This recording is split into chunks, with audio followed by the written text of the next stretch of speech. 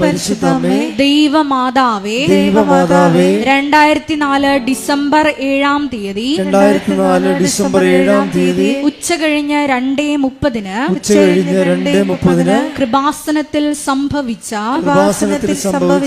അമ്മയുടെ പ്രത്യക്ഷപ്പെടലിനെ കുറിച്ച് തിരുസഭയ്ക്ക് സമർപ്പിച്ചിരിക്കുന്ന പഠനരേഖകളുടെ മേൽ വസ്തുനിഷ്ഠവും ദൈവശാസ്ത്ര വിധി പ്രകാരമുള്ളതുമായ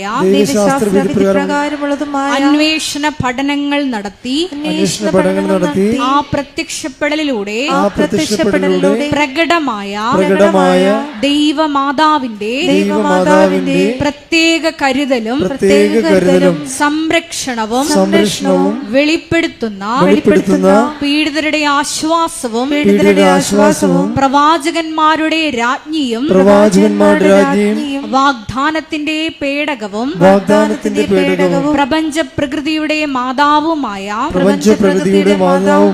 പരിശുദ്ധ അമ്മയുടെ ഭക്തി തിരുസഭയിൽ കൂടുതൽ പ്രചരിച്ച്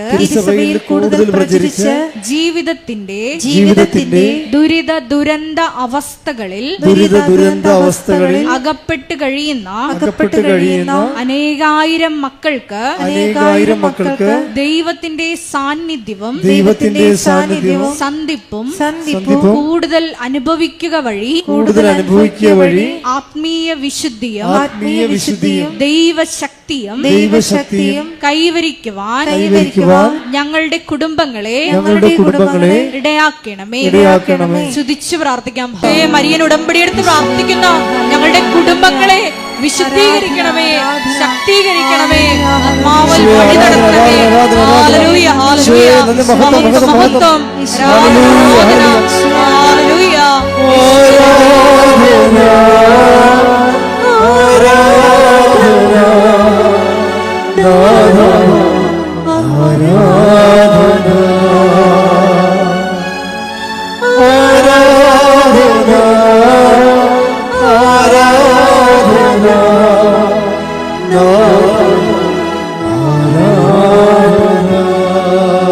ആരാധനയും സ്തുതിയും പുകഴ്ചയും ഉണ്ടാകട്ടെ. പരിശുദ്ധ പരമ ദിവ്യ കാരുണ്യത്തിന് എന്നേരവും ആരാധനയും സ്തുതിയും അമ്മേ പരിശുദ്ധ അമ്മേ, ഭൂസ്വർലോകങ്ങളുടെ രാജ്ഞിയായ അങ്ങയ്ക്ക് ഭൗമ സംരക്ഷണത്തിനായി പ്രപഞ്ച പ്രകൃതിയെ തന്നെ തിരുസഭ പ്രതിഷ്ഠിക്കുവാൻ ഈ പ്രത്യക്ഷീകരണം വഴി ഇടയാക്കണമേ. പരിശുദ്ധ അമ്മേ, ജപമാല മാതാവേ, സകല കൃപാസനം പ്രാർത്ഥനകളോടും ചേർത്ത് ഞങ്ങളിപ്പോൾ പ്രാർത്ഥിക്കുന്ന ഈ സമൂഹത്തിന്റെ പ്രത്യേക നിയോഗങ്ങളും വികാരണ സന്നിധിയിൽ സമർപ്പിച്ച് നമുക്കൊരു നിമിഷം മൗനമായിട്ട് പ്രാർത്ഥിക്കാം.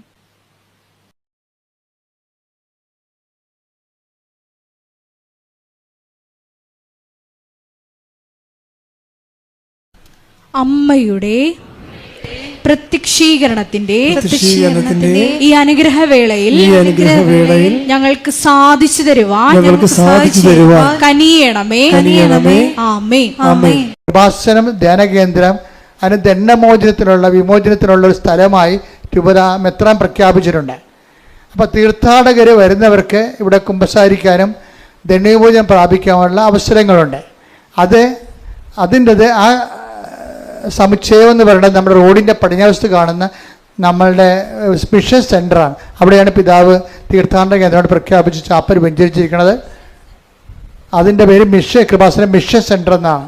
നിങ്ങൾ കാണാം, നേരെ പടിഞ്ഞാറത്ത് കാണുന്നതാണ്.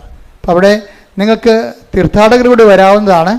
അപ്പോൾ അവിടെ അങ്ങനെ വരുന്നവർ അവിടെയാണ് വന്നിട്ട് കുമ്പസാരം കഴിഞ്ഞിട്ട് ദൈവവിമോചന ശുശ്രൂഷയും കഴിഞ്ഞിട്ട് പോകേണ്ടത്. കൃപാസനം നേർച്ച പുസ്തകങ്ങളെ കുറിച്ചുള്ള അറിയിപ്പ് എപ്പോഴും നമ്മൾ ശ്രദ്ധിക്കുക. കൃപാസനത്തിൻ്റെ ഏറ്റവും ദൈവികമായ ചൈതന്യമുള്ളത്, ദൈവികമായ ശുശ്രൂഷ, വിശ്വാസ പ്രയോജനം നേർച്ച വസ്തുക്കളിലാണ്. അപ്പോൾ എന്ത് പറഞ്ഞാൽ കൃപാസനം നേർച്ച വസ്തുക്കൾ എന്ന് പറയുന്നത് 10-12 പ്രാവശ്യം പ്രത്യേക പ്രാർത്ഥന ചൊല്ലി വെഞ്ചരിക്കുന്നതാണ്. അത് നമ്മുടെ സ്റ്റോളിലാണ് ലഭിക്കുന്നത്. അപ്പോൾ ചില ആൾക്കാർ ഇതിനകത്ത് പുറത്തുള്ളവർ അവർ വീട്ടിൽ നിന്നൊക്കെ ഈ നേർച്ച വസ്തു ഇതുപോലെ തിരികെ കൊണ്ടുവന്നിട്ട് അച്ഛൻ വെഞ്ചരിച്ചാണെന്ന് പറയും. ആൾക്കാരെ പറ്റിക്കും. അപ്പോൾ അത് നേരത്തെ ഞാൻ കുറേ നാളായത് കാണുന്നുണ്ട്. അപ്പോൾ ഇപ്പോൾ ഒത്തിരി ആൾക്കാർ പറ്റിക്കൽ വീണിട്ടുണ്ട്. അതുകൊണ്ടാണ് പറയണത്, പുറത്തുള്ള ഒരു നേർച്ച വസ്തുവും കൃപാസനമായിട്ട് യാതൊരു ബന്ധമില്ല. അത് അവരുടെ വിഷയങ്ങളാണ്. നിങ്ങൾക്ക് വെഞ്ചരിച്ച വസ്തുക്കൾ ഉള്ളതും ഉടമ്പടിയുടെ ബന്ധപ്പെട്ട കാര്യങ്ങളെല്ലാം ഉള്ളത് കൃപാസനകത്താണ്. പുറത്തുള്ള ഒരു വിഷയമായിട്ടും കൃപാസനത്തിന് ബന്ധമില്ലെന്ന് അറിയിക്കുന്നു. അഖണ്ഡ ജപമാല മധ്യസ്ഥ പ്രാർത്ഥന നടത്താൻ ആഗ്രഹിക്കുന്നവർ ഓഫീസുമായിട്ട് ബന്ധപ്പെടേണ്ടതാണ്. കൃപാസനം പത്രം ഇപ്പോൾ 22 ഭാഷകളിലുണ്ട്. എപ്പോഴും ശ്രദ്ധിക്കേണ്ട വിഷയം, ഉടമ്പടി ധ്യാനം നിങ്ങൾ കൂടാതിരിക്കരുത്. ഇപ്പം ഇന്ന് കൂടിയാലും വീണ്ടും ഓർക്കേണ്ടി വരുമല്ല. അപ്പം നിങ്ങൾ ഒരിക്കൽ കൂടി ഈ ധ്യാനം ചൊവ്വാഴ്ച അപ്പ് ചെയ്യുമ്പോൾ നിങ്ങളതിൽ കൂടണം. അതുപോലെ തന്നെ എല്ലാ ദിവസവും ഉള്ളത് 10 മിനിറ്റ് 12 മിനിറ്റ് ശുശ്രൂഷ ഉണ്ട്. 5 പേർക്ക് നിങ്ങൾ പ്രത്യക്ഷ പ്രാർത്ഥന അച്ഛൻ നിങ്ങളോട് കൂടെ ചെല്ലണതാണത്. അത് മുടങ്ങിപ്പോകരുത്. പ്രത്യക്ഷ അതിന് ഡെയിലി ബ്രെഡ് എന്നാ പേര്. അത് 3 മിനിറ്റ് പ്രത്യക്ഷ പ്രാർത്ഥന, 3 മിനിറ്റ് അന്നത്തെ നിയോഗ പ്രാർത്ഥന, ഒരു ബാക്കിയുള്ള സമയം 12 മിനിറ്റ് വരെ. എന്നുവെച്ചാൽ ബാക്കിയുള്ള ഒരു 4-5 മിനിറ്റ് 6 മിനിറ്റോളം ചിലപ്പോൾ വരും. അതെല്ലാം അന്നത്തെ സന്ദേശമാണ് നൽകണത്. അത് കൂടുകയും സ്റ്റാറ്റസ് ഇടുകയും ഷെയർ ചെയ്യുകയും ചെയ്യണമെന്ന് പ്രത്യേകം ഓർപ്പിക്കുന്ന ശുദ്ധ പരമദിവ്യകാരുണ്യത്തിന്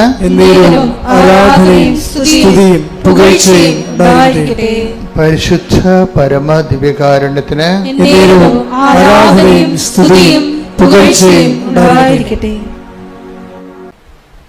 നിങ്ങൾക്ക് ഉടമ്പടി പെട്ടെന്ന് ഉടമ്പടിയിലേക്ക് ചാലുവാകണമെങ്കിൽ ആദ്യം ഒന്ന് ശ്രദ്ധിക്കേണ്ട കാര്യം, ഉടമ്പടി വിഹിതമായ ഒരു പെരുമാറ്റം കരുപ്പിടിപ്പിക്കാൻ ശ്രദ്ധയുണ്ടാകണം, അറ്റൻഷൻ. സഭാപ്രസംഗിയാണ് 5:1. വായിച്ചോളൂ, ശ്രദ്ധിക്കട്ടെ. Hallelujah hallelujah hallelujah hallelujah. സഭാപ്രസംഗകൻ 5:1. ദേവാലയത്തിലേക്ക് പോകുമ്പോൾ സൂക്ഷ്മതയുള്ളവനായിരിക്കുക, ശ്രദ്ധിച്ചു കേൾക്കാൻ അടുത്തു ചെല്ലുന്നതാണ് വിഡ്ഢിയുടെ ബലിയർപ്പണത്തേക്കാൾ ഉത്തമം. കാര്യം അറിയാതെ ആചാരങ്ങൾ കാണിക്കുന്നതാണ് വിഡ്ഢിയുടെ ബലിയർപ്പണം എന്ന് പറയുന്നത്. കാര്യം അറിയാൻ പാടില്ലാതെ അനുഷ്ഠാനങ്ങൾ കൂടിക്കൊണ്ടിരിക്കും. അതാണ് പറയണത്. ഒന്നൊരു വായിച്ച ഭാഗം, ദേവാലയത്തിലേക്ക് പോകുമ്പോൾ സൂക്ഷ്മതയുള്ളവനായിരിക്കുക, ശ്രദ്ധിച്ചു കേൾക്കാൻ അടുത്തു ചെല്ലുന്നതാണ് വിഡ്ഢിയുടെ ബലിയർപ്പണത്തേക്കാൾ ഉത്തമം. കാര്യം അറിയാതെ അനുഷ്ഠാനങ്ങളും ആചാരങ്ങളും പങ്കെടുക്കുന്നത് വിഡിത്തമാണ്. അവരുടെ അത്തരം കാര്യം അറിയാതെയുള്ള ഇടപാടുകളേക്കാൾ നല്ലത് ശ്രദ്ധിച്ച് കേൾക്കാൻ അടുത്ത് ചെല്ലുന്നതാണ്. ഇപ്പോൾ തുടങ്ങിയത് എങ്ങനെയാണ്? ദേവാലയത്തിലേക്ക് പോകുമ്പോൾ നമ്മൾ ദേവാലയത്തിൽ വന്നിരിക്കുന്നതിൻ്റെ ഉദ്ദേശം എന്താണ്? കഴിഞ്ഞ ദിവസങ്ങളിൽ ഇവിടെ ജോജി എന്നും പറഞ്ഞുള്ള ഒരു മകൻ്റെ, ഒരു തൃശ്ശൂർക്കാരനാണ്, അവൻ്റെ സാക്ഷ്യം ഉണ്ടായിരുന്നു. അത് ഇത്തിരി മുതിർന്ന ആളാണ്, അവനെന്ന് പറയാൻ പറ്റത്തില്ല, ഇത്തിരി പാകതയുള്ള കുടുംബനാഥനാണ്. കാരണം എനിക്കിഷ്ടപ്പെട്ടത് അദ്ദേഹത്തിൻ്റെ സ്പിരിച്വൽ മെച്യൂരിറ്റിയാണ്. അതാണ് ബിഹേവിയർ എന്ന് ഞാൻ പറഞ്ഞതിൻ്റെ കാര്യം. ബിഹേവിയർ എന്ന് പറയത്തില്ലേ, നിങ്ങളുടെ പെരുമാറ്റം കാണുമ്പോൾ നിങ്ങൾ സൂക്ഷ്മതയുള്ളവരാണെന്ന് ദൈവത്തിന് തോന്നണം. സൂക്ഷ്മ, അതായത് ഭയങ്കര, അതായത് എനിക്ക് ഉടമ്പടി എടുത്തിട്ട് ഒരു 3 മാസം ഉടമ്പടി എടുത്ത് കഴിഞ്ഞിട്ടും പ്രത്യേക അടയാളമൊന്നും കിട്ടിയില്ല എന്ന് ആരെങ്കിലും പറയണമെങ്കിൽ എൻ്റെ അടുത്ത് വന്ന് പറയണപ്പോഴും നിങ്ങൾ ഇനി ഇത് ഇവിടെ വരേണ്ട കാര്യമില്ലെന്ന് പറയും. എന്താ ഞാൻ പറയത്തുള്ളൂ, വരേണ്ട കാര്യമില്ല. നിങ്ങൾക്ക് കഥ അറിയാതെ ആട്ടം കാണുകയാണ്. എന്തൊക്കെ എഴുതി കൊണ്ടുവന്ന് കെട്ടിത്താത്തുമ്പോൾ എന്തോ സംഭവം നടക്കുമെന്ന് വിചാരിച്ചതിൻ്റെ വിട്ടുവേഷം കെട്ടുകയാണ്. അങ്ങനെ വിട്ടുവേഷം കെട്ടാൻ സ്ഥലമല്ല ഇത്. ഇത് സത്യമായ ദൈവത്തെ ജീവിതം കൊണ്ട് അന്വേഷിക്കുന്നതാണ്. നിങ്ങൾക്ക് നിങ്ങളുടേതായിട്ട് കുറച്ച് പ്രശ്നങ്ങളുണ്ടാവും. നിങ്ങൾക്കറിയാമല്ലോ, ഈ സ്ഥലം ലോകത്ത് ഏറ്റവും കൂടുതൽ പ്രശ്നങ്ങൾ മനുഷ്യൻ അതിജീവിച്ചൊരു സ്ഥലമാണ്. ഏറ്റവും കൂടുതൽ പ്രശ്നങ്ങളെ മനുഷ്യൻ ദൈവത്തിൻ്റെ കൂടെ നിന്നുകൊണ്ട് അതിജീവിച്ച സ്ഥലമാണ്. അപ്പം അങ്ങനെ ഒരു സ്ഥലത്ത് വരുമ്പോൾ നമുക്ക് ആ ഒരു ബോധമാണ് വേണ്ടത്. ഇപ്പോൾ സഭാപ്രസംഗി 5:1 ദേവാലയത്തിലൂടെ ചെല്ലുമ്പോൾ സൂക്ഷ്മതയുള്ളവനാണെന്ന് പറയുമ്പോൾ ആ സൂക്ഷ്മതയ്ക്കുള്ള അർത്ഥം എന്താണ്? പല അർത്ഥങ്ങളുണ്ട്. ശ്രദ്ധ എന്നുള്ള അർത്ഥമാണ് അറ്റൻഷൻ. അത് അതിൻ്റെ കൂടെ ഉള്ളൊരു വ്യാഖ്യാനമായിട്ട് വരുന്നുണ്ട്. അതായത് വിഡ്ഢിയുടെ ബലിയർപ്പണത്തെക്കാളും കാര്യങ്ങൾ അറിയാതെ അഭ്യാസം കാണിക്കുന്നവരുടെ ആചാര അനുഷ്ഠാനങ്ങളെക്കാളും നല്ലത് ശ്രദ്ധിച്ച് കേൾക്കാൻ അടുത്ത് ചെല്ലണതാണ്. പറയുന്ന കാര്യങ്ങളെല്ലാം ശ്രദ്ധിക്കണം, അത് കേൾക്കണം. അത് കേട്ടാൽ മാത്രം പോരാ, അതിൽ നടപ്പിൽ വരുത്തണം. നമ്മൾ കേൾക്കണത് എന്തിനു വേണ്ടിയാണ്? ആ കാര്യം എക്സിക്യൂട്ട് ചെയ്യാനാണ്, നടപ്പിൽ വരുത്താനാണ്. ഞാനെന്താ ഇങ്ങനെ പറയണമെന്ന് വെച്ച് കഴിഞ്ഞാൽ, ഇപ്പം ഇന്നലെ ഒരു വലിയമ്മച്ചി ഇവിടെ അച്ഛനെ കാണാൻ വന്നിട്ട് കൂട്ടത്തിലുണ്ടായിരുന്നു. ഞാനോട് പറഞ്ഞ് നിങ്ങളുടെ ഉടമ്പടി ഓക്കെ അല്ലെന്ന് പറഞ്ഞ്. എന്ന് വെച്ച് കഴിഞ്ഞാൽ അതൊരു എന്താണ്, എല്ലാവരും വന്ന് ഉടമ്പടി ചെയ്യുന്നു, അതനുസരിച്ചൊക്കെ അവർക്ക് പ്രാർത്ഥിക്കുകയൊക്കെ ചെയ്യുന്നുണ്ട്, തിരിയൊക്കെ കത്തിക്കുന്നുണ്ട്, രോഗികളൊക്കെ പോയി കാണുന്നുണ്ട്, അങ്ങനെ പത്രമൊക്കെ കൊടുക്കുന്നുണ്ട്, അതൊക്കെ ചെയ്യുന്നുണ്ട്. അപ്പം ഞാൻ പറഞ്ഞു നിങ്ങളുടെ ഉടമ്പടി ഓക്കെ അല്ലെന്ന് പറഞ്ഞു. എന്താ കാര്യം വെച്ച് കഴിഞ്ഞാൽ ഇവരിതൊക്കെ ഒരു അനുഷ്ഠാന ക്രമം പോലെ, അങ്ങനെ ചട്ടപ്പടി പ്രോഗ്രാം പോലെ പ്രോഗ്രാമായിട്ട് ചെയ്ത് മാറ്റുകയും, ഈ പ്രോഗ്രാം ക്രിസ്ത്യൻസിന് അല്ലെങ്കിൽ അങ്ങനെ പ്രോഗ്രാമായിട്ട് ഈ ഉടമ്പടി ഒരു പ്രോഗ്രാമായിട്ട് ചെയ്യുന്നത് അതായത് എല്ലെ കൊള്ളാത്തൊരു പരിപാടിയാണ്. അത് തൊലിപ്പുറത്തുള്ള പരിപാടിയാണ്. നമ്മളോട് എന്ത് പറഞ്ഞിരിക്കുന്നു അതിൻ്റെ പകുതി ചെയ്യും. ഇവിടുന്ന് എന്താണ് പറയണത്, അതെങ്ങനെ കുറക്കാവുന്ന ആൾക്കാർ നോക്കത്തുള്ളൂ അല്ലേ. പാലം കിടന്നാലും ചാടിപ്പോകാൻ സ്ഥലം കൊണ്ടേ ആൾക്കാർ ചാടിയിലേ പോകത്തുള്ള കാര്യമില്ലേ. ഒരു ചെറിയ തോടാണെന്ന് വിചാരിച്ചു. മാർച്ച് ഏപ്രിൽ മാസത്തിലൊക്കെ വെള്ളം പറ്റിക്കഴിഞ്ഞാൽ പാലം ഉണ്ടാകും കൂടെ. പാലം കിടന്നാലും ആൾക്കാർ നോക്കണത് കടക്കാൻ പറ്റിയ വെള്ളമേ ഉള്ളതെന്നുണ്ടെങ്കിൽ ചാടിക്കിടക്കും. പാലത്തിന് എങ്ങനെ കട്ട് ഷോട്ട് ചെയ്യാമെന്ന് നോക്കത്തുള്ളൂ. അത് ആൾക്കാരുടെ ബിഹേവിയറിലുള്ള ഒരു പ്രശ്നമാണ്. എങ്ങനെ പെട്ടെന്ന് ലളിതമായിട്ട് തീർക്കാൻ പറ്റുമെന്ന്. ഈ ഒരു ബിഹേവിയറിസം പെരുമാറ്റ ശൈലി ഉടമ്പടി കൊണ്ടുവന്നിട്ടുണ്ട്. ഉടമ്പടിയിൽ ചെറിയ രീതിയിലത് ശ്ലോകത്തിൽ കഴിക്കാൻ പറ്റുമെന്ന് നോക്കും. കഴിക്കാൻ പറ്റത്തില്ലെന്നല്ല പ്രശ്നം. ഉടമ്പടി വർക്കൗട്ട് ആകണമെന്നുണ്ടെങ്കിൽ ദൈവത്തിന് തോന്നണം നിങ്ങൾ വിഷയത്തെക്കാളുപരി നിങ്ങളുടെ സബ്ജക്റ്റ് വൈസായിട്ടുള്ള നിങ്ങളുടെ വിഷയത്തെക്കാളുപരി ദൈവത്തെ സ്നേഹിക്കുന്നുവെന്ന് ദൈവത്തിന് തോന്നണം. അതുകൊണ്ട് ഞാൻ എപ്പോഴും നിങ്ങളോട് പറയും, പുതിയ ഓഡിയൻസിനെ എപ്പോഴും കേൾക്കുന്നതുകൊണ്ടാണ് ഞാൻ ചില കാര്യങ്ങളൊക്കെ വീണ്ടും ആവർത്തിക്കുന്നത്. എങ്കിലും നിങ്ങൾക്ക് ഒത്തിരി നഷ്ടങ്ങളുണ്ടെന്നാണ് ഞാൻ കരുതുന്നത്. കാര്യം ഉടമ്പടി അടിസ്ഥാന പ്രമാണങ്ങൾ കേൾക്കണമെന്നുണ്ടെങ്കിൽ ആദ്യകാല ധ്യാനങ്ങൾ കൂടണം. ഇപ്പം അടിസ്ഥാന പ്രമാണമൊന്നും പറയണില്ലല്ലോ.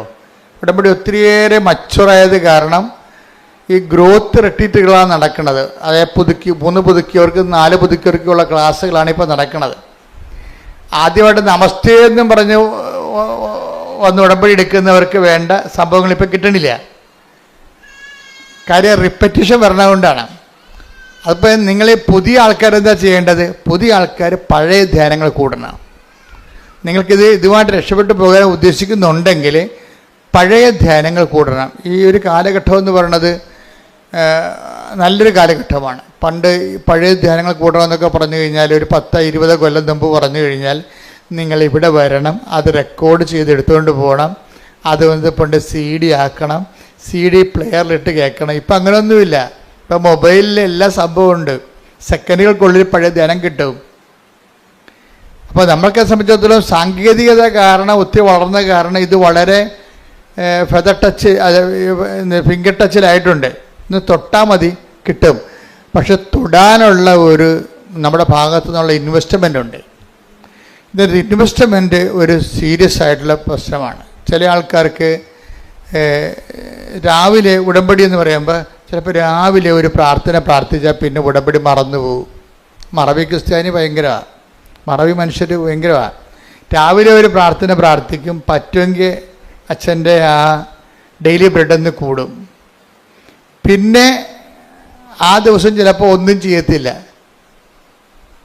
എന്ന് വെച്ച് കഴിഞ്ഞാൽ പിന്നെ ചിലർ വൈകുന്നേരത്തെ സന്ധ്യാപ്രാർത്ഥനയും ഉടമ്പടി പ്രാർത്ഥനയും ചെല്ലും. ഇതിൻ്റെ ഇടയ്ക്ക് ബാക്കി ഈ ഉടമ്പടി ഒരു ജീവിത രീതി ആയത് കാരണം ഈ പകലാണ് ഇത് ഉടമ്പടി മുഴുവനും ഉടമ്പടി ഒരു ജീവിതമാണ്. അപ്പം നമ്മുടെ റിസ്ക് എന്ന് പറയുന്നത് ദൈവത്തെ ബോധ്യപ്പെടുത്തണം. എന്താണ്? എൻ്റെ മക്കൾ കേൾക്കുന്നുണ്ട്, അച്ഛൻ പണ്ട് സീരിയസ് ആയിട്ടുള്ള കാര്യമാണ് ഞാൻ പറയണത്. നിങ്ങൾ ഒത്തിരി കാര്യം എഴുതിയിടണമല്ല പ്രശ്നം, എഴുതിയിടേണ്ട ഇരട്ടി നടക്കും. പക്ഷേ നിങ്ങൾ ആ ഉടമ്പടിയുടെ കാര്യത്തിൽ എനിക്ക് മനസ്സിലായത് ഇതിൻ്റെ ഏറ്റവും വലിയ റിസ്ക് എന്താണെന്നറിയാവോ? ഉടമ്പടിയുടെ ഏറ്റവും റിസ്ക് എന്ന് പറഞ്ഞാൽ എന്താണ്? ഏറ്റവും സീരിയസ് ആയിട്ടുള്ള പ്രശ്നം ഉടമ്പടിയിലാണ്. ഒന്ന്, നമ്മൾ ഉടമ്പടിയിലാണെന്ന് നമ്മളെ തന്നെ ആദ്യം ഒന്ന് ബോധ്യപ്പെടുത്തിയെടുക്കണം. അത് വലിയ പാടാണ്. രണ്ടാമത്, ഉടമ്പടിയിലാണെന്നുള്ള ദൈവത്തെ ബോധ്യപ്പെടുത്തിയെടുക്കണം. അത് കുറച്ചുകൂടി എളുപ്പമാണ്. അച്ഛൻ പറഞ്ഞ മനസ്സിലായില്ലേ? ഒന്നാമത്തെ എന്താണ്? നമ്മൾ ഉടമ്പടിയിലാണെന്ന് നമ്മളെ ബോധ്യപ്പെടുത്തിയെടുക്കണം. അത് പാടാണ് ശരിക്കും. കാര്യം നമ്മൾ പ്രത്യക്ഷ പ്രാർത്ഥന രാവിലെയുള്ള കഴിഞ്ഞാൽ പിന്നീട് നമ്മൾ പല രീതിയിൽ കെയർലെസ് ആയിട്ടൊക്കെ മൂവ് ചെയ്യുകയും അതിന് നമ്മൾ പലതരത്തിലുള്ള സ്വഭാവമുള്ള ആൾക്കാരുമായിട്ടല്ല ഇൻട്രാക്ട് ചെയ്യണത്. അപ്പം ചിലപ്പോൾ അവൻ തന്തയ്ക്ക് വിളിക്കുമ്പോൾ നമുക്ക് അവൻ്റെ തള്ളക്ക് വിളിക്കാൻ തോന്നും. അതൊക്കെ ഉള്ളത് ഇതിൻ്റെ അകത്ത് ഉള്ളൂ ഒരു. അപ്പം ഇയൊക്കെ കോൺഷ്യസ് അല്ലേ, അയാൾ ഉടമ്പടിയിലാണെന്നുള്ളവൻ ഇത് ബോധമല്ല. മനസ്സിലായില്ലേ? അതാണ് എൻ്റെ വിഷയം. പണ്ട് ഇപ്പം നമ്മൾ കള്ളത്തരം പറഞ്ഞ് ജയിക്കുമായിരുന്നു ചിലയിടത്തൊക്കെ. അപ്പം ലേഡീസിന് ഭയങ്കര അപകടമാണ്. ലേഡീസിനുള്ള പ്രശ്നം വെച്ച് കഴിഞ്ഞാൽ, ഞാൻ ഇത്രയും നാൾ നിങ്ങൾ ലേഡീസാണെന്ന് പറഞ്ഞു കഴിഞ്ഞാൽ അച്ഛൻ അങ്ങനെ കുറ്റപ്പെടുത്തുന്ന പറയരുത്. പക്ഷെ നിങ്ങളുടെ രക്തത്തിലുള്ള സാധനം എന്നതിൽ ഒരു സാധനം പുരുഷന്മാർക്കും ഉണ്ടത്, പക്ഷെ ലേഡീസിന് കൂടുതലാണ്.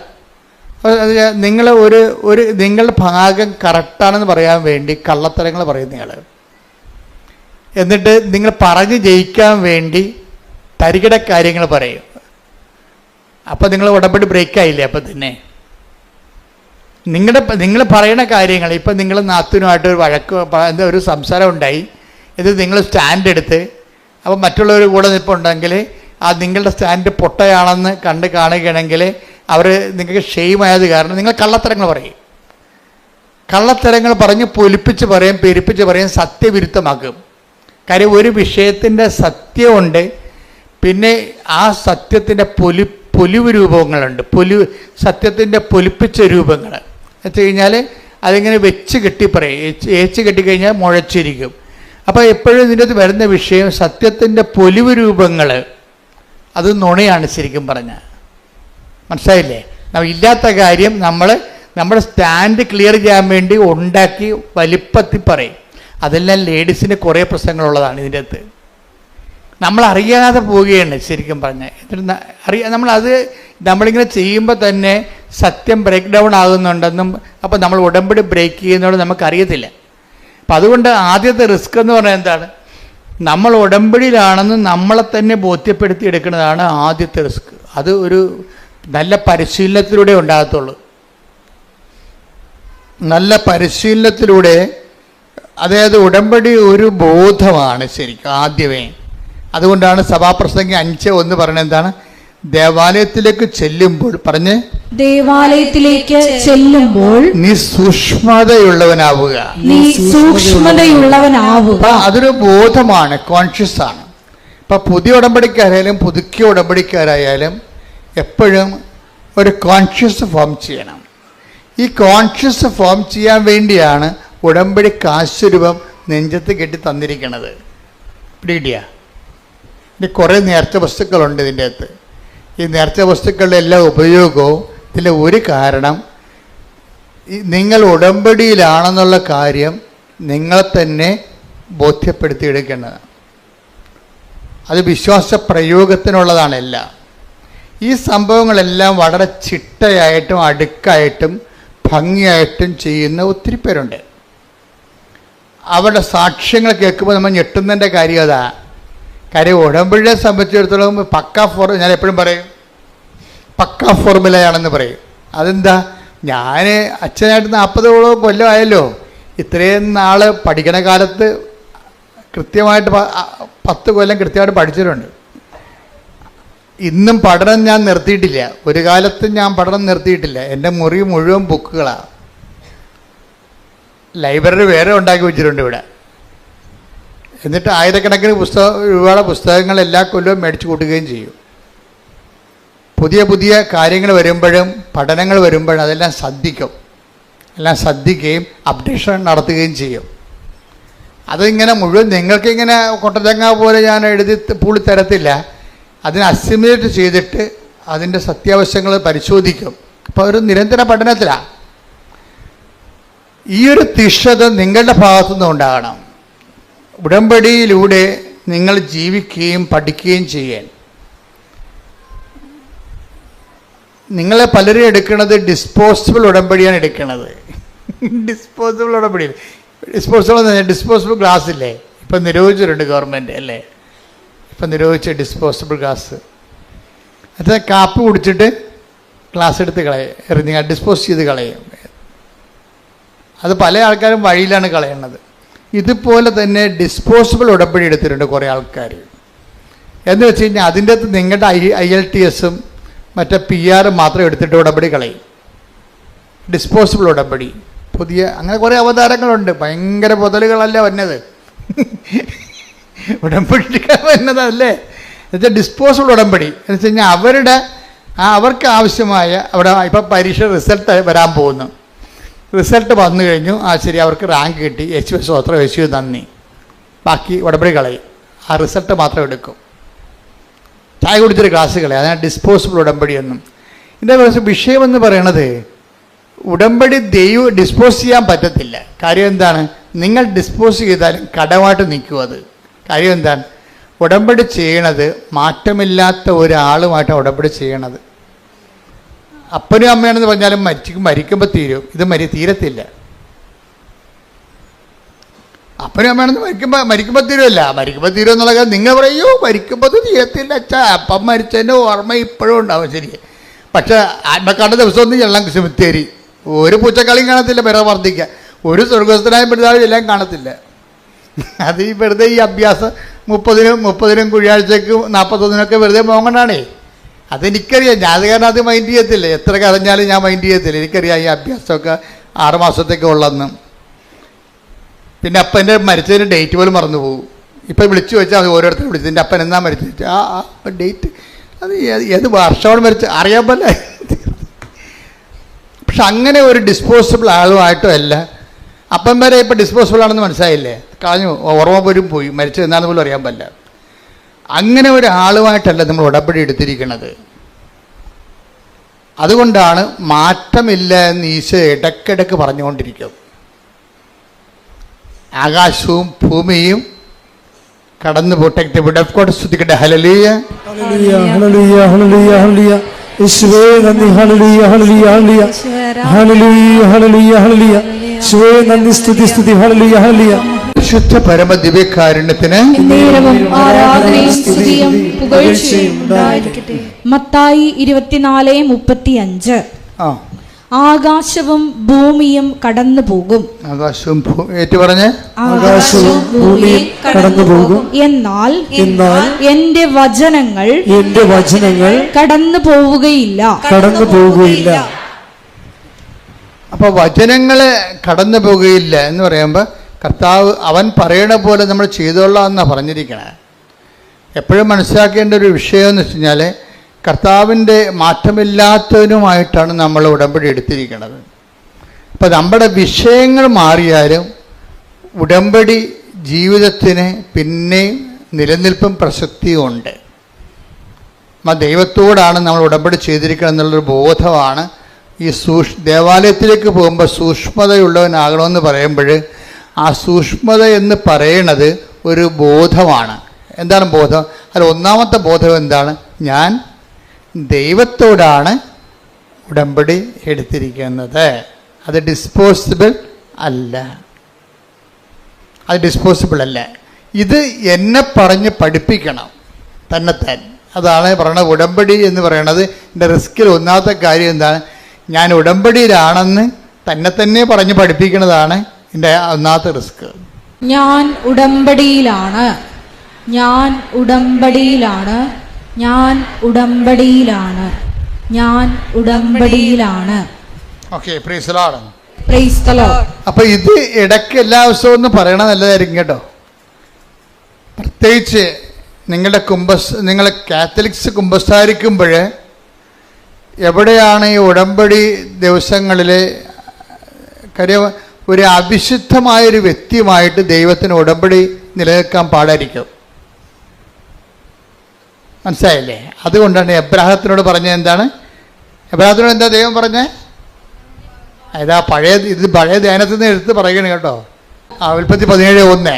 അബ്രാമിന് 99 വയസ്സായപ്പോൾ കർത്താവ് പ്രത്യക്ഷപ്പെട്ട് അവനോട് അരുൾ ചെയ്തു, സർവശക്തനായ ദൈവമാണ് ഞാൻ, എന്റെ മുമ്പിൽ വ്യാപരിക്കുക, കുറ്റമറ്റവനായി വർത്തിക്കുക. അതായത് ബൈബിളിൻ്റെ ഒരു പ്രശ്നം എന്ന് പറയണത് ഈ മനുഷ്യനെ നിരായുധീകരിക്കും. അതാണ് ഒരു പ്രശ്നം. ബൈബിളിൻ്റെ ഏറ്റവും രൂക്ഷമായ ഒരു പ്രശ്നമാണത്. നിരായുധീകരിക്കും എന്നാ പറ്റുക കഴിഞ്ഞാൽ ആയുധം കൊണ്ടുള്ള കളികളെല്ലാം ദൈവത്തിൻ്റെ ഭാഗത്തേക്ക് നമുക്ക് കൈമാറും. ഇത് അറിഞ്ഞിട്ട് വേണം ബൈബിളുമായിട്ട് ജീവിക്കാൻ തുടങ്ങാൻ. എന്നുവെച്ച് കഴിഞ്ഞാൽ ചില സമയത്ത് ആയുധം വെച്ചുള്ള കളികളുണ്ടാവില്ലേ ജീവിതത്തിലൊക്കെ, അതിർത്തി തർക്കം, അടിപിടി, ആക്രമണങ്ങളൊക്കെ ഉണ്ടായത്. ഇങ്ങനെയുള്ള ചില ബലപരീക്ഷണങ്ങളൊക്കെ ജീവിതത്തിൽ വരും. ഇപ്പം ഞങ്ങളൊക്കെ ഇവിടം വരെ ഈ ശുശ്രൂഷ വരെ എത്തുമ്പോൾ എന്താ അതിനുള്ളിൽ ബലപരീക്ഷണങ്ങളുടെ ഒത്തിരിയേറെ ചാൻസുകളുണ്ടാവും. നമ്മളെന്താ ചെയ്യും? ഈ ബലപരീക്ഷണങ്ങളെ നാട്ടുകാരെ പോലെ കിടന്നുകൊണ്ട് ബഹളം ഉണ്ടാക്കാനോ അടിപിടി ഉണ്ടാക്കാനോ നിൽക്കുക ഇല്ല. ആ ഫയല് മാതാവ് വഴി ഈശോയ്ക്ക് അങ്ങോട്ട് കൈമാറും. ഞങ്ങൾക്കറിയാം ഇതൊക്കെ ഒപ്പിടുമെന്ന്. കാര്യം ഇവരെ ഏൽപ്പിച്ചിരിക്കുന്നത് ബലപരീക്ഷണത്തിനാണ്. സാത്താൻ്റെ തല തകർക്കാൻ വേണ്ടി ദൈവം സൃഷ്ടിച്ച സംഭവമാണ്. പക്ഷേ എന്താ പ്രശ്നം? നിങ്ങൾക്ക് അമ്മാത്തു നിന്ന് ഇറങ്ങുകയും ചെയ്ത് ഭാര്യത്തെത്തിയില്ലെന്നുള്ള അവസ്ഥയാണ് പലരുടെ. അതിപ്പോൾ ഒരു പഴഞ്ചൊല്ലാണ്. അമ്മയുടെ വീട്ടിൽ നിന്ന് പഠിക്കുകയായിരുന്നു, അവിടെ നിന്ന് ഇറങ്ങി ഭാര്യത്ത് അപ്പൻ്റെ വീട്ടിൽ എത്തിയില്ല, നടക്കു നിൽക്കുക. ലോകത്തു നിന്നൊക്കെ പോന്ന്, പക്ഷെ ദൈവത്തിൻ്റെ അടുത്ത് എത്തിയില്ല. ഇവിടെ ചില ആൾക്കാരുടെ പ്രശ്നം അതാണ്. ലോകത്തുനിന്ന് പോന്ന്. ഇതിനകത്ത് വരുന്ന വിഷയം എന്ന് പറയണത് ഇങ്ങനെ നടുക്കം നിർത്തി അവിടെ ദൈവവും ഇല്ല പിശാചും ഇല്ലാത്തൊരവസ്ഥ വരും. അങ്ങനെ നമുക്ക് ഉടമ്പടി മുന്നോട്ട് പോകാൻ പറ്റത്തില്ല. ഉടമ്പടിയെ സംബന്ധിച്ചിടത്തോളം നമ്മളൊരു ഉടമ്പടി എപ്പോഴും ഒരു നിലപാട് ജീവിതമാണ്. ദൈവത്തിൻ്റെ കൂടെയാണെങ്കിൽ ദൈവത്തിൻ്റെ കൂടെ തന്നെ. അപ്പം നമ്മളെന്താണ് ചെയ്യണത്? നമ്മളെപ്പോഴും വിജിലൻ്റ് ആയിരിക്കും. എന്താണ്? ഞങ്ങളെ പ്രലോഭനത്തിൽ ഉൾപ്പെടുത്തരുത്, പണിയുണ്ടാക്കരുതെന്ന് അർത്ഥം. കർത്താവ് പഠിപ്പിച്ച പ്രാർത്ഥനയാണ്. ദൈവത്തിൻ്റെ പക്ഷം ചേരാൻ പത്രോസിന് വാളെടുക്കാനുള്ള അവസരങ്ങൾ ഉണ്ടായിരുന്നു. പത്രോസ് വാളെടുക്കുകയും ചെയ്ത്. അത് കർത്താവിനെ തന്നെ രക്ഷിക്കാൻ വേണ്ടിയാണ് വാളെടുത്തത്. പക്ഷെ കർത്താവ് പറഞ്ഞ് അങ്ങനെ നീ വാളെടുത്ത് എന്നെ രക്ഷിക്കണ്ട എന്ന് പറഞ്ഞ്. അതാണ് സംഭവം. ഇപ്പം വാൾ ഉറയിലിട്ടിട്ട് അവൻ മാറി നിന്ന് അത് പറഞ്ഞ് ഇപ്പം പിതാവിൻ്റെ സമയമാണ് എന്ന് പറയും. ഇപ്പം നീ എന്നെ ഇങ്ങനെ രക്ഷിച്ചിട്ടും വലിയ കാര്യമില്ല, ഇപ്പം ഇത് ക്ലേശങ്ങളുടെ സമയമാണ്. അപ്പോൾ ഈശോ എന്താ പ്രാർത്ഥിക്കണത്? പിതാവേ, അങ്ങേ പുത്രനെ മഹത്വപ്പെടുത്തണമേ. അതാണ് വിഷയം. അതിനെല്ലാം സമീപനങ്ങളുണ്ട്. സുവിശേഷം കരുത്താർന്നൊരു സമീപനമാണ്. നമ്മളെ വിശുദ്ധിയോടെ തുടരുകയും ചെയ്യണം, അതേസമയം തന്നെ പ്രലോഭനങ്ങളെ അതിജീവിക്കണം. അതേസമയം നമുക്കെതിരെ വരുന്ന ബലപരീക്ഷണങ്ങൾക്ക് ദൈവത്തെ കക്ഷി ചേർക്കുകയും ചെയ്യണം. വളരെ തന്ത്രപരമായൊരു ജീവിതമാണിത്. തന്ത്രപരമായ ജീവിതമാണ്. അത് യേശു ജീവിച്ച് തീർത്ത ഒരു ജീവിതമാണ്. ഇതിന് നമുക്ക് മൊത്തം അനുകരിക്കാൻ പറ്റുമോ എന്ന് ചോദിച്ചു കഴിഞ്ഞാൽ നമുക്ക് ഓരോ മനുഷ്യനും അതിൻ്റെതായിട്ടുള്ള പരിമിതികളുണ്ടെങ്കിലും നമ്മുടെ ഭാഗത്തുനിന്ന് ഒരു സുവിശേഷ വിഹിതമായി ജീവിക്കണം എന്നുള്ള ബോധം ഉണ്ടാകണം. അപ്പം അങ്ങനെ നീ സുവിശേഷവിഹിതമായി ജീവിക്കണം എന്ന് ഇപ്പം നിൻ്റെ ഉടമ്പടിയിലെ ഉദ്ദേശം നിൻ്റെ കടങ്ങൾ മാറണമെന്നല്ലേ, അല്ലെങ്കിൽ കച്ചവടം നടക്കണമെന്നാണ് ഉദ്ദേശം, അല്ലെങ്കിൽ കടങ്ങൾ മാറണം. ഇപ്പം ഈ ജോർജിയുടെ സാക്ഷി എന്താണെന്നറിയാവോ? ജോർജിയുടെ ഒന്നാമത്തെ വിഷയം എന്ന് വെച്ചാൽ ജോർജി ഒരു ഹോൾസെയിൽ കട നടത്തിക്കൊണ്ടിരിക്കുകയാണ്, വാടക നടത്തിക്കൊണ്ടിരിക്കുകയാണ്. 15 ലക്ഷം രൂപയുടെ സാധനം അതിൻ്റെ അകത്തുണ്ട്. 15 ലക്ഷം രൂപയുടെ സാധനം അതിൻ്റെ അകത്തുണ്ട്. പക്ഷെ പെട്ടെന്നൊരു പ്രശ്നം ഉണ്ടായി. എന്താ പ്രശ്നം ഉണ്ടായത്? എല്ലാ കടക്കാർക്കും ഉണ്ടായിക്കോണം ആ പ്രശ്നം. കാര്യം കടകളും അതുപോലെയുള്ള വിഷയങ്ങളുമെല്ലാം ലോകത്ത് ഭയങ്കരമായിട്ടുള്ള ഗതിവ്യതിയാനങ്ങൾ ഉണ്ടാകണില്ലേ? ഇപ്പം മലേഷ്യൻ റബ്ബർ ഇവിടെ ഇറക്കുമതി ചെയ്യാൻ ഗവൺമെൻറ് ഒപ്പിട്ട് കൊടുത്ത്. അപ്പോൾ എന്ത് പറ്റി?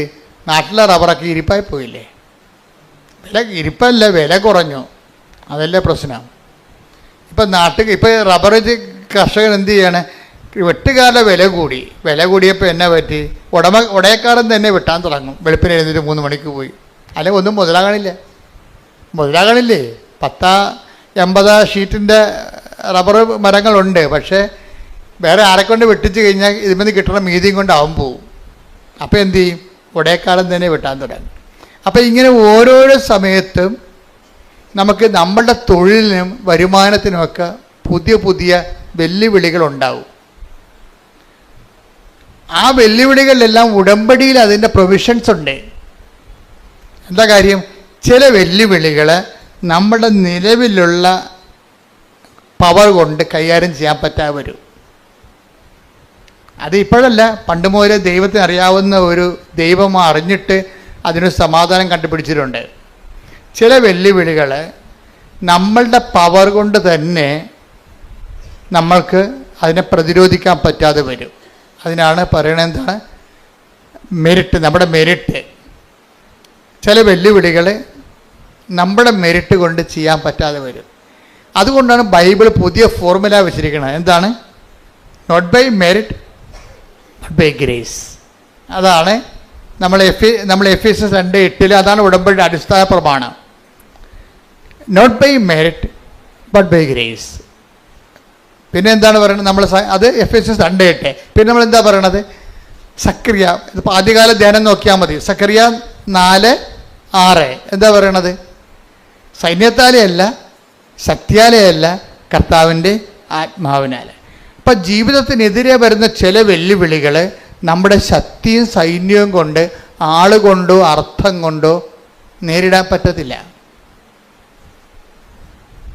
ഞാൻ ചില സമയത്തൊക്കെ നോക്കുമ്പോഴേ ഈ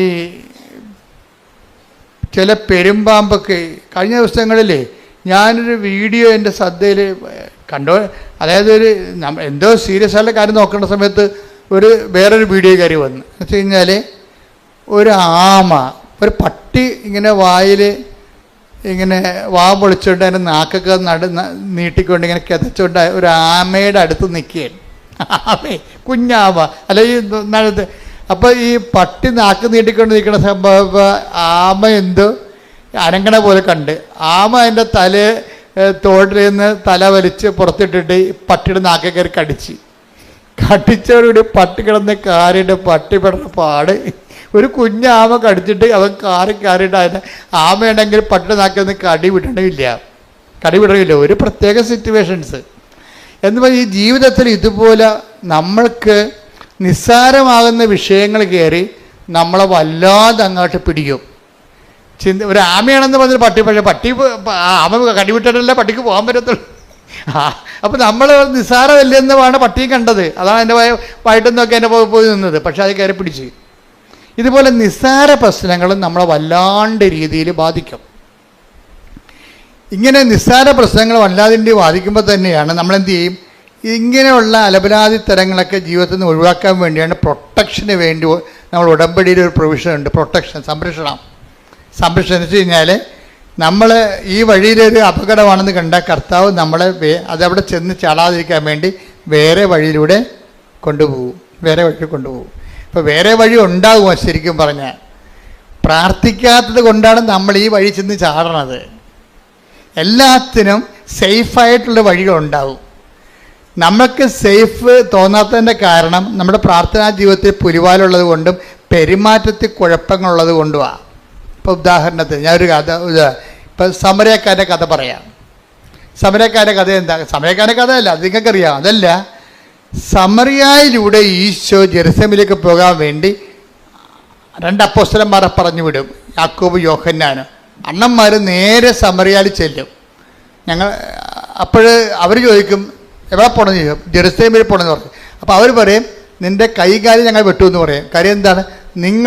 ഞങ്ങൾ സമരക്കാരാണ്, നിങ്ങൾ ജാരസന്തതികൾ എന്നാണ് ഞങ്ങളെ വിളിക്കണത്. ഞങ്ങളെ നിങ്ങൾ ജെറുസലേം ദേവാലയത്തിൽ നിങ്ങൾ കയറ്റത്തില്ല, അതുകൊണ്ട് നിങ്ങളിവിടെ കൂടി ജെറുസലേം ദേവാലയത്തിൽ പോകാൻ അനുവദിക്കത്തില്ലെന്ന് പറയും. ഇവർ ക്ഷുഭിതരായി പ്രശ്നമായി യേശുവിൻ്റെ അടുത്ത് വരും. കംപ്ലൈൻറ്റ് പറയുമ്പോൾ കർത്താവ് പറയുന്നത് എന്തിനാണ്? നിങ്ങളെന്തിനാ ആ വഴിക്ക് പോയത്? വേറെ വഴി ഉണ്ടായിരുന്നില്ല എന്ന് പറയും. അത് മറ്റൊരു വഴിക്ക് പോയെന്ന്. അതാണ് take the word of God. സ്തുതിക്കട്ടെ, ഹല്ലേലൂയ. 9:56 അവർ മറ്റൊരു ഗ്രാമത്തിലേക്ക് പോയി. മറ്റൊരു ഗ്രാമത്തിലേക്ക്. അപ്പം നിങ്ങൾക്ക് പോയാൽ മതിയല്ല, അതിന് പ്രൊവിഷൻ ഉണ്ടാകും. അപ്പോൾ ഈ വഴി അല്ലാതെ വേറെ വഴിയുണ്ട്. ഇവർക്ക് എന്താ പ്രശ്നം? ഇവർ കണ്ടത്തടിക്കും മുണ്ടത്തടിയെന്ന് പറഞ്ഞ് നടക്കുന്ന പാർട്ടിയാണ്. അവർക്ക് അവരുടെ തല തീയും എന്താ ഉടമ്പടിയൊക്കെ എടുത്ത് കർത്താവിൻ്റെ കൂടെ ഉടമ്പടി ജീവിതമാണെങ്കിലും കൈയിരിപ്പിത്തിരി മോശമാണ്. അവിടെ പ്രശ്നം ഈ അപ്പോസ്തലന്മാരല്ലേ.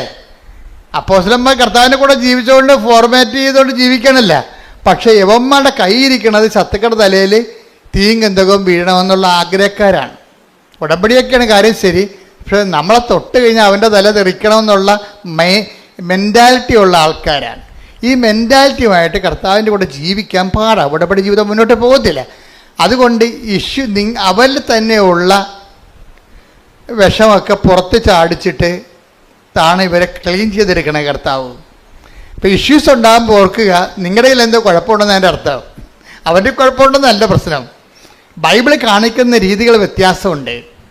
നിങ്ങളുടെ ജീവിതത്തിലെ കുടുംബത്തിലെ അയൽവാസികളുമായിട്ട് പ്രശ്നങ്ങളുണ്ടെങ്കിൽ അതിൻ്റെ അർത്ഥം അവർക്ക് പ്രശ്നമുണ്ടെന്നല്ല, നിങ്ങൾക്കെന്തോ പ്രശ്നമുള്ളതായിട്ട് ദൈവത്തിന് തോന്നണം. നിങ്ങളുടെ കൈ ഇരിക്കുന്നത് നാട്ടുകാരുടെ തലയെ തീയും എന്തൊക്കെ വീഴാൻ വേണ്ടിയാണ് നിങ്ങൾ നിലകൊള്ളേണ്ടത്. ക്രിസ്തുവിനെ കൂടെ നടക്കുന്നത്. പക്ഷെ അതിൻ്റെ കഥയൊന്നുമില്ല, ഉടമ്പടി എടുത്തിട്ടുണ്ട്, പക്ഷെ നാട്ടുകാരുടെ തല പോകണമെന്നാണ് നിങ്ങൾ ഉദ്ദേശിക്കുന്നത്. അങ്ങനെയുള്ള കോമ്പറ്റീഷൻ അല്ലാത്ത അലവലാത്തരങ്ങളൊക്കെ കയ്യിലുള്ളത് കാരണം ഇതിനെ ഒന്ന് കറകളഞ്ഞെടുക്കാൻ വേണ്ടി ഇടയ്ക്ക് ഉടമ്പടിക്കാലത്ത് ഇഷ്യൂസ് ഉണ്ടാകും. ഇപ്പം നിങ്ങൾ ഓർക്കും ഉടമ്പടി എടുക്കുമ്പോൾ ചില ആൾക്കാർ പറയില്ലേ, എൻ്റെ ഉടമ്പടി ഒന്ന് കയറട്ടെ, അവർക്കൊരു പണി കൊടുക്കാമെന്ന് പറയും. അപ്പോൾ 90 ദിവസം കഴിയട്ടെന്നൊക്കെ പറയത്തില്ലേ, 90 ദിവസം കഴിയട്ടെന്ന്. ഇങ്ങനെ കുറേ പെലിച്ചാളികൾ ഉടമ്പടി എടുത്തിട്ടുണ്ട്. വെച്ച് കഴിഞ്ഞാൽ ആ ഉടമ്പടിക്കാലം കഴിയുമ്പോൾ നിങ്ങൾക്ക് ഇത് എങ്ങനെ വ്രതം പോലെ ഒന്ന് അനുഷ്ഠാനമായിട്ട് തിരിക്കും. ഇതിങ്ങനെ ഈ ഉടമ്പടിക്കാലം ഒന്ന് അനുഷ്ഠാനം പോലെ വെള്ളമടിക്കാതെയും നാട്ടുകാരുടെ മേക്കെട്ട് കയറാതെയൊക്കെ മര്യാദയൊക്കെ ഇങ്ങനെ നല്ല പിള്ള ചമഞ്ഞ് ജീവിക്കും. എന്നിട്ട് ഇവരുടെ ഉള്ളിലെന്താണ് കൂട്ടിക്കൂട്ടി വെക്കും പക. എന്നിട്ട് ഉടമ്പടി കഴിയുമ്പോൾ എല്ലാത്തിനും കൂടി ഒറ്റത്തവണ തീർപ്പാക്കും. ഒറ്റത്തവണ തീർപ്പാക്കും. അപ്പം അങ്ങനെ വരുമ്പോഴുണ്ടാകുന്ന പ്രശ്നം എന്ന് വെച്ചാൽ നമ്മൾ ദൈവത്തെ പരീക്ഷിക്കേണ്ട തുല്യമാണ്. അതുകൊണ്ട് ഇങ്ങനെയുള്ള സ്വഭാവം ഉടമ്പടിക്ക് പറ്റാത്ത പേഴ്സണാലിറ്റി ആണെങ്കിൽ ഇടയ്ക്കിടയ്ക്ക് പ്രശ്നങ്ങൾ ഉണ്ടായിക്കൊണ്ടിരിക്കും. ഇപ്പോൾ ഉടമ്പടി എടുക്കുമ്പോൾ പടപടാന്ന് പ്രശ്നങ്ങൾ കൂടുകയാണെങ്കിൽ നിങ്ങൾ ഓർക്കണം, ദൈവതിരുസന്നിധി നിങ്ങൾ ഉടമ്പടിക്ക് കൊള്ളാത്ത പേഴ്സണാലിറ്റി ആണെന്ന്. ദൈവം നിങ്ങളെ പരുവപ്പെടുത്താൻ ഉദ്ദേശിക്കുന്നു. You got the point. മനസ്സിലായില്ലേ? നിങ്ങൾ ഉടമ്പടി എടുത്തതിന് ശേഷം അടിക്കടി പ്രശ്നങ്ങൾ ഉണ്ടാവും. അതിന് മുമ്പ് അതിൻ്റെ അർത്ഥം എന്താണ്? ദൈവം നിങ്ങളെ നോട്ടം വെച്ചിരിക്കുന്നു. എന്താ കാര്യം? നിങ്ങളെ ഉടമ്പടിക്ക് പറ്റാത്ത ഉരുപ്പടിയാണ്. നിങ്ങളെ മുന്നോട്ട് കൊണ്ടുപോകണമെന്നുണ്ടെങ്കിൽ കുറച്ച് പ്രശ്നങ്ങൾ ഉണ്ടാക്കിയിട്ട് നിങ്ങളെ പരുവപ്പെടുത്തി ചിലയിടത്തൊക്കെ തോറ്റു കൊടുക്കേണ്ടി വരും, ചിലയിടത്ത് കർത്താവിനെ പ്രതി ക്ഷമിച്ചു കൊടുക്കേണ്ടി വരും, ചിലയിടത്ത് ശാന്തതയാകേണ്ടി വരും. അതുകൊണ്ടാണ് പറയണത്. ആ വായിച്ച സുഷ്മത ദേവാലയത്തിലേക്ക് പോകും, വിട്ടിയുടെ അതൊന്ന് വായിച്ച്, സഭാപ്രസംഗി 5:1 വായിച്ച്. ദേവാലയത്തിലേക്ക് പോകുമ്പോൾ പറഞ്ഞ ദേവാലയത്തിലേക്ക് പോകുമ്പോൾ സൂക്ഷ്മതയുള്ളവനായിരിക്കുക, ശ്രദ്ധിച്ചു കേൾക്കാൻ അടുത്തു ചെല്ലുന്നതാണ് വിഡ്ഢിയുടെ ബലിയർപ്പണത്തെക്കാൾ ഉത്തമം. ബലിയർപ്പണം അത് ആചാരാനുഷ്ഠാനം, ഉടമ്പടിയുടെ ആചാരാനുഷ്ഠാനങ്ങളൊക്കെ നടത്തും. പക്ഷെ എന്താ പ്രശ്നം? അതേസമയം ശ്രദ്ധ ഉണ്ടാകത്തില്ല. ദൈവികമായ കാര്യങ്ങളിൽ തങ്ങൾ ഉടമ്പടിയിലാണെന്നുള്ളതിനെക്കുറിച്ച് ബോധം ഉണ്ടാകത്തില്ല. ആചാര അനുഷ്ഠാനങ്ങളൊക്കെ ഉടമ്പടി പ്രകാരമൊക്കെ ചെയ്തുകൊണ്ടിരിക്കും, ഓട്ടോമാറ്റിക്കായിട്ട് ചെയ്തുകൊണ്ടിരിക്കും. പക്ഷെ തങ്ങൾ ഉടമ്പടി ജീവിതത്തിലാണെന്നുള്ള ഉടമ്പടി ഒരു ജീവിതമാണെന്നോ ജീവിത രീതിയാണെന്നോ എന്നതിനെക്കുറിച്ച് ബോധമുണ്ടാകത്തില്ല. അങ്ങനെയുള്ള ആൾക്കാരാണ് ബൈബിള് വിഡ്ഢികളെന്ന് വിളിക്കണത്. അതാണ് വിഷയം. അപ്പം ആവശ്യമില്ലാത്ത നമ്മൾ വിഡ്ഢികളായിട്ട് കാര്യമില്ല. ഈ ഉടമ്പടി പക്കയായിട്ട് ദൈവത്തിൻ്റെ വചനം അനുസരിച്ച് അവൻ എന്ത് കാര്യം വന്നാലും അവൻ പറയണ പോലെ ചെയ്യണം. അല്ല പത്രം കൊടുക്കുന്ന കാര്യത്തിൽ മാത്രമല്ല, അനാഥാലയത്തിൽ പോയി രോഗികളെ കുളിപ്പിക്കുന്ന കാര്യത്തിൽ മാത്രമല്ല, ജീവിതത്തിൽ എന്ത് സംഭവിച്ചാലും ഈ സമയത്ത് എന്താണ് ചെയ്യേണ്ടതെന്നുള്ള വചനത്തിൽ അതിൻ്റെ അകത്ത് സ്റ്റാറ്റ്യൂട്ടറി ഇൻസ്ട്രക്ഷൻസ് ഉണ്ട്. ആ സമയത്ത് എന്താണ് ചെയ്യേണ്ടത്? ഇപ്പം നമ്മൾ നമ്മൾ കൈ പൊള്ളിപ്പോയി, ശരി, അപ്പം ബെർണോൾ തൂക്കണം, ക്ലിയർ അല്ലേ? അപ്പം എന്താ ചെയ്യേണ്ടത്? ഒരു ഇഷ്യൂ വന്നു കഴിഞ്ഞാൽ അതിനുള്ള പൊടിക്കൈ എന്താണെന്ന് ബൈബിളുണ്ട്, അതേ ചെയ്യാൻ പറ്റും, അതേ അപ്ലൈ ചെയ്യാൻ പറ്റത്തുള്ളൂ. അല്ലെന്നുണ്ടെങ്കിൽ നിങ്ങൾ ഉടമ്പടിക്ക് പുറത്തു പോകും. നിങ്ങൾ അവൻ പറയണ പോലെ ചെയ്തോളാമെന്ന് പറഞ്ഞാലല്ല ഉടമ്പടി എടുത്തിരിക്കണേ. അപ്പോൾ അവൻ പറയണ പോലെ ആ വിഷയത്തിൽ ചെയ്തില്ല എന്നുണ്ടെങ്കിൽ ഉടമ്പടി ഓട്ടോമാറ്റിക് ബ്രേക്കിംഗ് സംഭവിക്കും. അപ്പോൾ ആരുടെ കുഴപ്പം കൊണ്ടാണ്? നമ്മൾ അതുപോലെ ചെയ്യാത്ത കൊണ്ട്. അപ്പോൾ പൂർണ്ണ ഉടമ്പടി ബ്രേക്കായി കഴിഞ്ഞാൽ കുഴപ്പം എന്താണ്? ഉടമ്പടി എടുത്തതിൻ്റെ മുഴുവൻ ഉത്തരവാദിത്വവും നമ്മുടെ പേരിലേക്ക് വരും. അതാണ് വിഷയം. ഉടമ്പടി എടുത്തിട്ട് ഉഴപ്പിയാൽ ഉടമ്പടി എടുത്തതിൻ്റെ മുഴുവൻ ഉത്തരവാദിത്വം പലിശ കണക്കിൽ നമ്മുടെ പേരിലേക്ക് വരും. അപ്പോൾ ചില ആൾക്കാർ പറഞ്ഞു, അച്ഛാ ഞങ്ങൾ ഉടമ്പടി എടുക്കാൻ പേടിയായിരുന്നു അച്ഛാ, കാര്യം അത് തെറ്റിപ്പോയാൽ. പക്ഷേ എന്നാ പ്രശ്നം? ഇത് വെറുതെ ഉഴപ്പന്മാർക്ക് മാത്രമേ ഇത് പ്രശ്നമുള്ളൂ. അല്ലാത്തൊരു മര്യാദക്ക് ഉടമ്പടി സുന്ദരമായിട്ട് ജീവിച്ചിട്ട് ആയിരക്കണക്കിന് സാക്ഷ്യങ്ങളല്ല യൂട്യൂബിലുള്ളത്.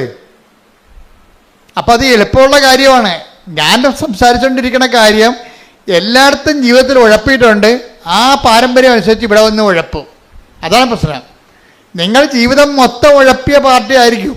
പക്ഷെ നിങ്ങൾ ഉടമ്പടി എടുക്കുമ്പോഴെങ്കിലും നിങ്ങളുടെ ആ സ്വഭാവം ഒന്ന് മാറ്റി വെക്കണം, നല്ലതായിരിക്കും. എന്തെടുത്താലും പകുതിയാക്കത്തില്ല. കുറേ പേരും തുടങ്ങി വെക്കും. ആദ്യം ചായക്ക തുടങ്ങും, അത് പകുതിയാക്കാതെ നാട്ടുകാരെ കാശ് കൊണ്ടുപോകും. പിന്നെ പശുപാത്രം തുടങ്ങും, അത് പിന്നെ കുറച്ച് കഴിയുമ്പോൾ അത് ഒഴിവാക്കും. ഇങ്ങനെ കുറേ തുടങ്ങി പകുതിക്ക് ഇട്ട് വസ്തു വിറ്റുമാറ്റി തെണ്ടികളായ ആൾക്കാർ നാട്ടിലുണ്ട്. എന്താ കാര്യം? ഒന്നിനകത്തും കോൺസെൻട്രേറ്റ് ചെയ്യത്തില്ല, ഒരു സാധനത്തിലും കോൺസെൻട്രേറ്റ് ചെയ്യത്തില്ല. വീട്ടിൽ കോഴിയും പശുവിനൊക്കെ വിട്ടിട്ടും പുള്ളി രാഷ്ട്രീയത്തിൻ്റെ മെമ്പറാകാൻ വേണ്ടി നടക്കും. പിന്നെ എങ്ങനെ ഇതൊക്കെ ജീവിക്കണത്? അങ്ങനെ ആൾക്കാരെ കണ്ടിട്ടില്ലേ നിങ്ങൾ? വീട്ടിൽ കുറേ കാര്യങ്ങൾ തുടങ്ങി വെക്കും, എന്നിട്ട് കുറച്ച് കഴിയുമ്പോൾ രാഷ്ട്രീയത്തെക്കാരെ ആരെങ്കിലും കാണുകയാണെങ്കിൽ പിന്നെ അതിൻ്റെ പുറകെ നടക്കും, വീട്ടിൽ നിൽക്കത്തുമില്ല. ഇതെന്നുവെച്ചാൽ ഈ ജീവികളൊക്കെ വളരണമെന്നുണ്ടെങ്കിൽ സമയാസമയങ്ങളിൽ മരുന്നും ഭക്ഷണമൊക്കെ കൊടുക്കാതെ വളരത്തില്ല. ശ്രദ്ധ, ഇതിനാണ് ശ്രദ്ധ എന്ന് പറയണത്. ഉടമ്പടി നിങ്ങൾ പോകണമെങ്കിൽ ഉടമ്പടിയുടെ ഒരു ശ്രദ്ധയുണ്ട്, ശ്രദ്ധയുള്ള ജീവിതമുണ്ട്. എനിക്ക് തോന്നുന്നത് ഒരു 70% പേർക്ക് ഈ ശ്രദ്ധയുണ്ട്. ഞാൻ ഈ 30% ടാർഗറ്റ് ചെയ്യണത്. കാര്യം എനിക്ക് നിങ്ങളുടെ സാക്ഷ്യം കൊണ്ട് മുതലാകണില്ല, അതുകൊണ്ടാണ്. കാര്യം ഉടമ്പടി ഒരു പെർഫെക്റ്റ് ഫോർമുലയാണ്. അത് ഒരുമാതിരിപ്പെട്ട ഏത് മന്ദബുദ്ധിയും അതൊന്ന് ആക്ടിവേറ്റ് ചെയ്താൽ നല്ല റിസൾട്ട് വരേണ്ടതാണ്. ചില ആൾക്കാർക്ക് 2 പ്രാവശ്യം പുതുക്കിയിട്ടും 0 റിസൾട്ടാണ്. 2 പ്രാവശ്യം പുതുക്കി, പക്ഷേ 0 റിസൾട്ടാണ്. എന്താ കാര്യം? ഞാൻ നേരത്തെ പറയാറുള്ള പോലെ വവ്വാല് കടിച്ച അത്തിക്കാ പോലെയാണ്, പകുതി കടിക്കും, എല്ലാ പഴത്തിനും കയറി കടിക്കും, ഒരെണ്ണം മുഴുവനായിട്ട് തിന്നത്തില്ല, മൊത്തം താഴെ കിടക്കണം കാണാം. എല്ലാ പഴൻ്റെയൊക്കെ സ്വഭാവമാണ്, കണ്ണും മൂക്കും കാണാൻ പറ്റാതെ കണ്ട പഴത്തെ എല്ലാം കയറി കടിക്കും, എന്നിട്ട് പഴു തിന്ന് കഴിയുമ്പോൾ അത് താഴെ പോകും. എന്ന് വെച്ചാൽ എല്ലാത്തിനെയും പകുതി ചെയ്യും. ഉടമ്പടിയുടെ എല്ലാത്തിൻ്റെയും പകുതി ചെയ്യും. ഒന്ന് പ്രാർത്ഥിച്ച്, കർത്താവ് ദൈവമേ, പൂർണ്ണമായ ദൈവസ്നേഹത്തോടെ പൂർണ്ണ ഉടമ്പടി ചെയ്ത് ഉടമ്പടി ദൈവ പൈതലിന്റെ പെരുമാറ്റ രീതിയോടെ സുവിശേഷ ജീവിതം നയിക്കാൻ ഞങ്ങളെ സഹായിക്കണമേ. ശ്രദ്ധിക്കട്ടെ,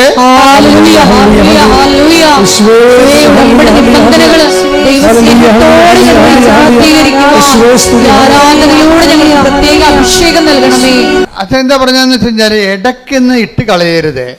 അത് ഇതിൻ്റെ ഒരു പ്രോസസ്സിംഗ് എന്ന് പറയണത്, നിങ്ങളിപ്പോൾ ഞാൻ ജോജിയുടെ കഥ പറഞ്ഞില്ലേ, ജോജിയുടെ കുറേ സാക്ഷ്യങ്ങൾ ഒറ്റ ശ്വാസത്തിൽ നല്ല സാക്ഷ്യങ്ങളാണ് അത് പറയുന്നത്. അപ്പം അദ്ദേഹത്തിൻ്റെ വിഷയം വെച്ചാൽ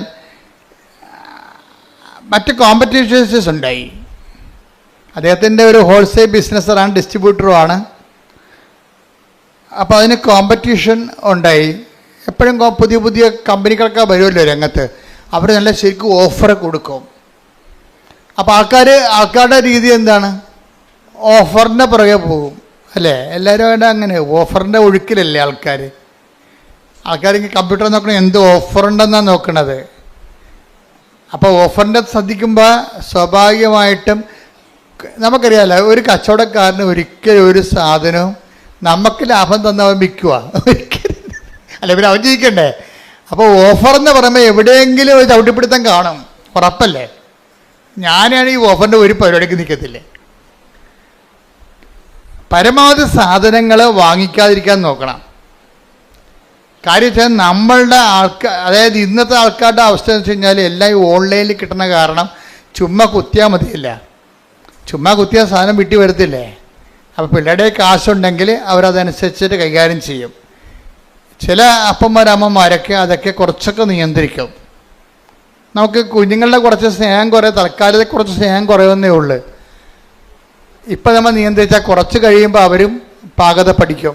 അല്ലെങ്കിൽ കിട്ടുന്ന എല്ലാം മേടിച്ച് ഉപയോഗിക്കാൻ വേണ്ടി ആൾക്കാർക്ക് ഇങ്ങനെ ഈ നമ്മുടെ ബോഡിക്ക് ഒരു ടെൻഡൻസി ഉണ്ട്, ആസ്വദിക്കാൻ പറ്റുന്ന എല്ലാം ആസ്വദിക്കണമെന്നുള്ള ഒരു ടെൻഡൻസി ഉണ്ട്. അത് എന്തെല്ലാം ആസ്വദിക്കാൻ പറ്റും അതെല്ലാം ആസ്വദിക്കണമെന്ന്. അതിങ്ങനെ എല്ലാം പശുക്കൾക്കും മൃഗങ്ങൾക്കും കിളികൾക്കും എല്ലാം ഉണ്ട്. മനുഷ്യൻ്റെ ഒരു പ്രശ്നം എന്ന് വെച്ച് കഴിഞ്ഞാൽ നമുക്ക് പറ്റാത്തതിനോട് നോ പറയാനുള്ള ഒരു ഫോർമേഷൻ ഉണ്ടാണ്. പറ്റാത്തതിനോട് ആവശ്യമില്ലാത്തത് പലതും ആവശ്യമില്ലാത്ത കാര്യങ്ങളാണ്.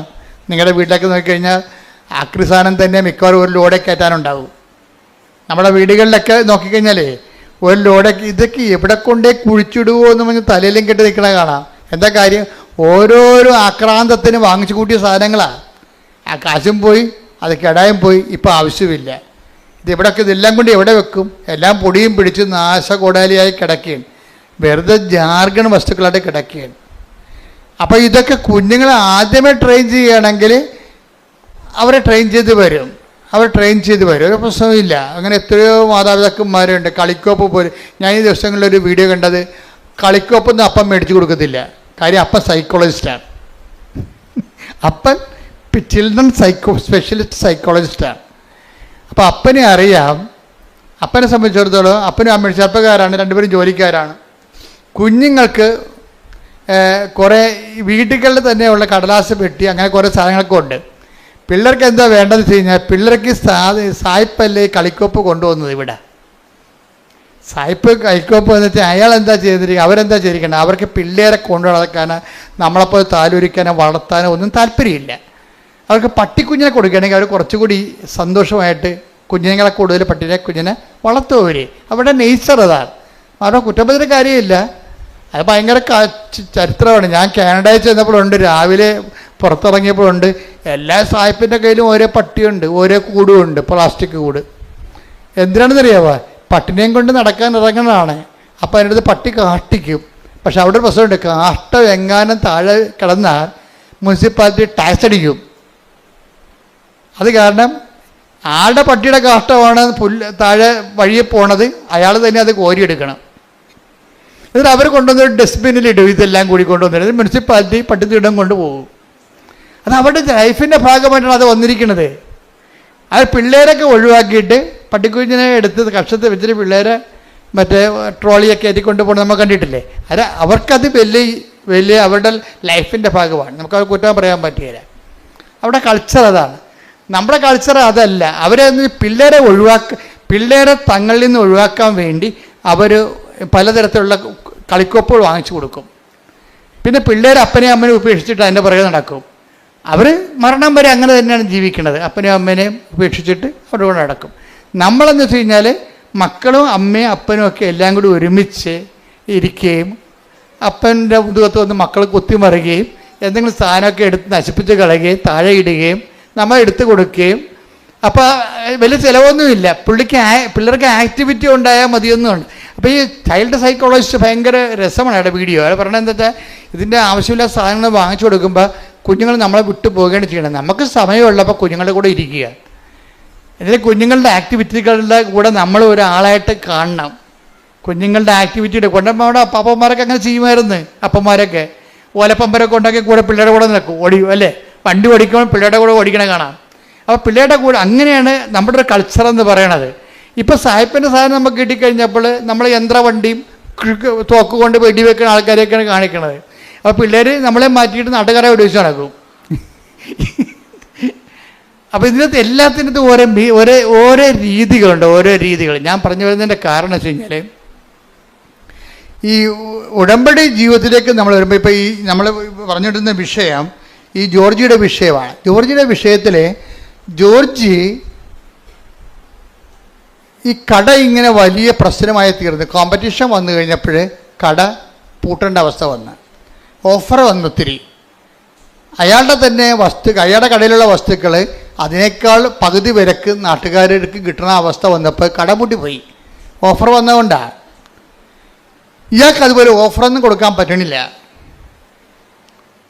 നമ്മുടെ ജീവിതത്തിൽ വരുന്നൊരു പ്രശ്നമാണ് ഉടമ്പടിയും ഓഫറും ഒക്കെ വരുമ്പോൾ നമ്മൾ നോക്കുമ്പോൾ ഉടമ്പടിയുടെ ഒരു ജീവിതം, പക്ഷേ നമ്മൾ അനുഭവിക്കുന്ന ഫീൽഡിൽ നമ്മൾ അനുഭവിക്കുന്നത് ഇതിനേക്കാളും മാരകമായ പ്രഹരങ്ങളാണ് നമുക്ക് കേൾക്കുന്നത്. കട പൂട്ടിപ്പോയി.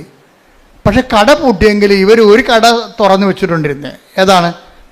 ദേവാലയം തുറന്നു വെച്ചുകൊണ്ടിരുന്നു. ഈ ഭാര്യയും ഭർത്താവിൻ്റെ ഉടമ്പടി ജീവിതം അവർക്ക് കൊടുത്തതിൻ്റെ മാർഗം അതാ. അവർ പറയുന്നത് ഞങ്ങളുടെ കട പൂട്ടിപ്പോയി, പക്ഷെ കർത്താവിൻ്റെ ആലയം തുറന്നിട്ടുണ്ടായിരുന്നല്ല. അപ്പം ഞങ്ങളുടെ കർത്താവിൻ്റെ ആലയത്തിൽ മുടങ്ങാൻ പോകും. എപ്പോഴായാലും കർത്താവ് ഞങ്ങൾക്കൊരു വഴി. കാര്യം ഉടമ്പടി വർക്ക് ചെയ്യണം എങ്ങനെയാണ്? Not by merit but by grace. Offer എന്നൊക്കെ പറഞ്ഞാൽ മെറിറ്റിൻ്റെ അകത്ത് വരുന്ന കാര്യങ്ങളല്ലേ. അപ്പം പലതുകൊണ്ടും നമ്മുടെ ജോലി നഷ്ടപ്പെട്ട് പോയാലും ശരി, ഈ ഉടമ്പടി വർക്ക് ചെയ്യണത് മെറിറ്റിലല്ല. ലോകത്തിലുള്ള എല്ലാ കാര്യങ്ങളും വർക്ക് ചെയ്യണ മെറിറ്റിലാണ്.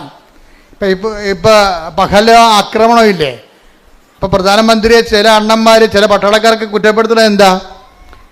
വേറെ ഒരു പട്ടാളം തുടങ്ങിയത് കാരണം നമ്മളെ മിലിറ്ററി ട്രെയിനിങ് ആ കാലാകാലങ്ങളിൽ വരുന്ന ചെറുപ്പക്കാരെ എടുത്തുകൊണ്ട് ബോർഡർ സെക്യൂരിറ്റി ചെയ്യാൻ വേണ്ടി ഉള്ള ആൾക്കാരെ വേറെ ഒരു അഗ്നിവീറെന്ന് പറഞ്ഞ് വേറെ 10 തുടങ്ങിയെന്നാണ് പറയണത്. മോഡി നല്ല ഉദ്ദേശത്തിൽ തന്നെ തുടങ്ങിയതാണത്. അതിൻ്റെ ഫലം ഇനി ഭരണകാലത്ത് നമുക്ക് അനുഭവിക്കുകയുള്ളൂ. പക്ഷേ പെട്ടെന്ന് ഇങ്ങനെ ഒരു പ്രശ്നങ്ങളുണ്ടായി. ഇങ്ങനെ ഒരു പ്രശ്നം പെട്ടെന്ന് ഉണ്ടായി. രാജ്യം മുഴുവൻ ദുഃഖത്തിലാണ്, നമ്മളും ദുഃഖത്തിലാണ്. നമ്മുടെ രാജ്യത്തിൻ്റെ നന്മയ്ക്ക് വേണ്ടി, അഖണ്ഡതയ്ക്ക് വേണ്ടി, സമാധാനത്തിന് വേണ്ടി പ്രാർത്ഥിച്ചുകൊണ്ടിരിക്കുന്നതാണ്. ശ്രുതികണ്ട ഹല്ലേലൂയ. രാജ്യത്തിന്റെ സുരക്ഷിതത്വത്തിന് വേണ്ടി എല്ലാവരും ആരാധനയോട് ചേർന്ന് പ്രാർത്ഥിക്കുന്നു. മാതാവിന്റെ പ്രത്യേക സംരക്ഷണം ഇന്ത്യ എന്ന മഹാരാജ്യത്തിനുണ്ടാകുക ഈ ആരാധനയിലൂടെ ഞങ്ങൾ പ്രാർത്ഥിക്കുന്നു.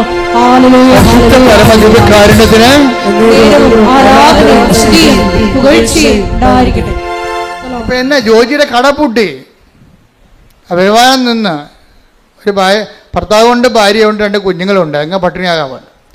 പക്ഷേ ഈ 2 കക്ഷികളും ഉടമ്പടിയിലൊരു ബലത്തിൽ അങ്ങനെ നിൽക്കുകയാണ്. ആ പൂട്ടാത്തൊരു കടവുണ്ടല്ല. കർത്താവ് എപ്പോഴും കർത്താവിൻ്റെ സന്നിധിയിൽ ഇവർ നമ്മളെ കരുതുവാനും കാക്കുവാനും not by merit but by grace, നിൻ്റെ കഴിവ് കൊണ്ടല്ല, മറിച്ച് എന്താണ്? എൻ്റെ കൃപ കൊണ്ടാണ് നിൻ്റെ അതിജീവനമെന്ന് ആണ് ഉടമ്പടി അടിസ്ഥാനം. അതുകൊണ്ട് തന്നെ വൈഫും ഹസ്ബൻഡും വളരെ സീരിയസ് ആയിട്ട് തന്നെയാണ് ഉടമ്പടി ജീവിതം മറന്നിട്ടില്ല. അവർക്ക് നല്ല ബോധമുണ്ട് അവർ ഉടമ്പടിയിലാണെന്ന്. അതുകൊണ്ട് ദിവസവും ജോജി പറയണേ, ഞാൻ പണ്ടൊക്കെ ഇങ്ങനെ പള്ളിയിൽ പോകുമെങ്കിൽ ഇന്ന് പോണ പോലെ പോകത്തില്ലായിരുന്നു. ഉടമ്പടിക്ക് ശേഷം ഞാൻ ഡെയിലി പള്ളിയിൽ പോകും, വൈഫ് പോകും. ഒരു ദിവസം വൈഫും 2 കുഞ്ഞുങ്ങളുമാണ് പോകാനൊത്തത്. ആ പോണ വഴിക്ക് വന്നപ്പോൾ ഈ ഹൗസ് ഓണർ അല്ല, വീടിൻ്റെ വാടക ഞങ്ങൾക്ക് കട തന്ന ആളെ പിടിച്ചു നിർത്തി. വൈഫിനെ വഴി പിടിച്ചു നിർത്തി പറഞ്ഞു, നിങ്ങൾക്ക് കച്ചവടം വിൽക്കണമില്ല, ഞങ്ങൾക്ക് വേറെ കൊടുക്കാനത് പറ്റണമില്ല, സമാധാനം പറഞ്ഞിട്ട് പോയാൽ മതിയെന്ന് അവർക്ക് കുറേ നാൾ ഇവരോട് പറയുമായിരുന്നുണ്ടായിരുന്നു. ഇവർക്ക് ചെയ്യാൻ പറ്റണില്ല. ഇവർക്ക് അവസാനം ഇപ്പം സീരിയസ് ആയി. ലേഡീസിനെ തന്നെ വഴി പിടിച്ച് നിർത്തുന്ന അവസ്ഥയായി. അത്രയും സീരിയസ് ആയി. അപ്പോൾ നിങ്ങളൊക്കെ ഉടമ്പടി എടുത്താണല്ല, പള്ളിയിൽ നിന്ന് വന്നാണല്ലോ, എന്നിട്ടും വഴി പിടിച്ച് നിർത്തിയാന്ന്. അതായത് ഉടമ്പടി കാലത്ത് എന്തെങ്കിലും സംഭവിക്കുകയാണെങ്കിൽ അത് ഉടമ്പടി എടുത്ത ആൾക്കാരാണ് നമ്മളെന്നുള്ള ബോധം നമുക്കുണ്ടെങ്കിൽ ഓർക്കുക, നമുക്ക് സംഭവിക്കുന്നത് നന്മയ്ക്കായിരിക്കും അത് മാറ്റണത്. അതെപ്പോഴും ഓർത്തേക്കണം. അപ്പോൾ വൈഫ് പറഞ്ഞ്, ആ വൈഫ് പെട്ടെന്ന് പറഞ്ഞ് എൻ്റെ അമ്മയെ എന്തെങ്കിലും മറുപടി പറയാൻ പറഞ്ഞു. ഇവർ പിടിച്ചു നിർത്തിയില്ല, കടക്കാർ പിടിച്ചു നിർത്തിയില്ല, അതിൻ്റെ ഓണർമാർ പിടിച്ചു നിർത്തിയപ്പോഴേ, തടഞ്ഞു നിർത്തിയപ്പോഴേ ഈ ജോജിയുടെ വൈഫ് മാതാവിനോട് പറഞ്ഞു, അമ്മേ എന്തെങ്കിലും. അപ്പം ഉടമ്പടി എന്ന് പറയുമ്പോൾ സഞ്ചാരി മാതാവല്ലേ, എവിടെയായാലും കൂടെ ഉണ്ടാവില്ല ആള്. അതാണ് ഉടമ്പടിയുടെ ഏറ്റവും വലിയ ഗുണമെന്ന് പറയണത്.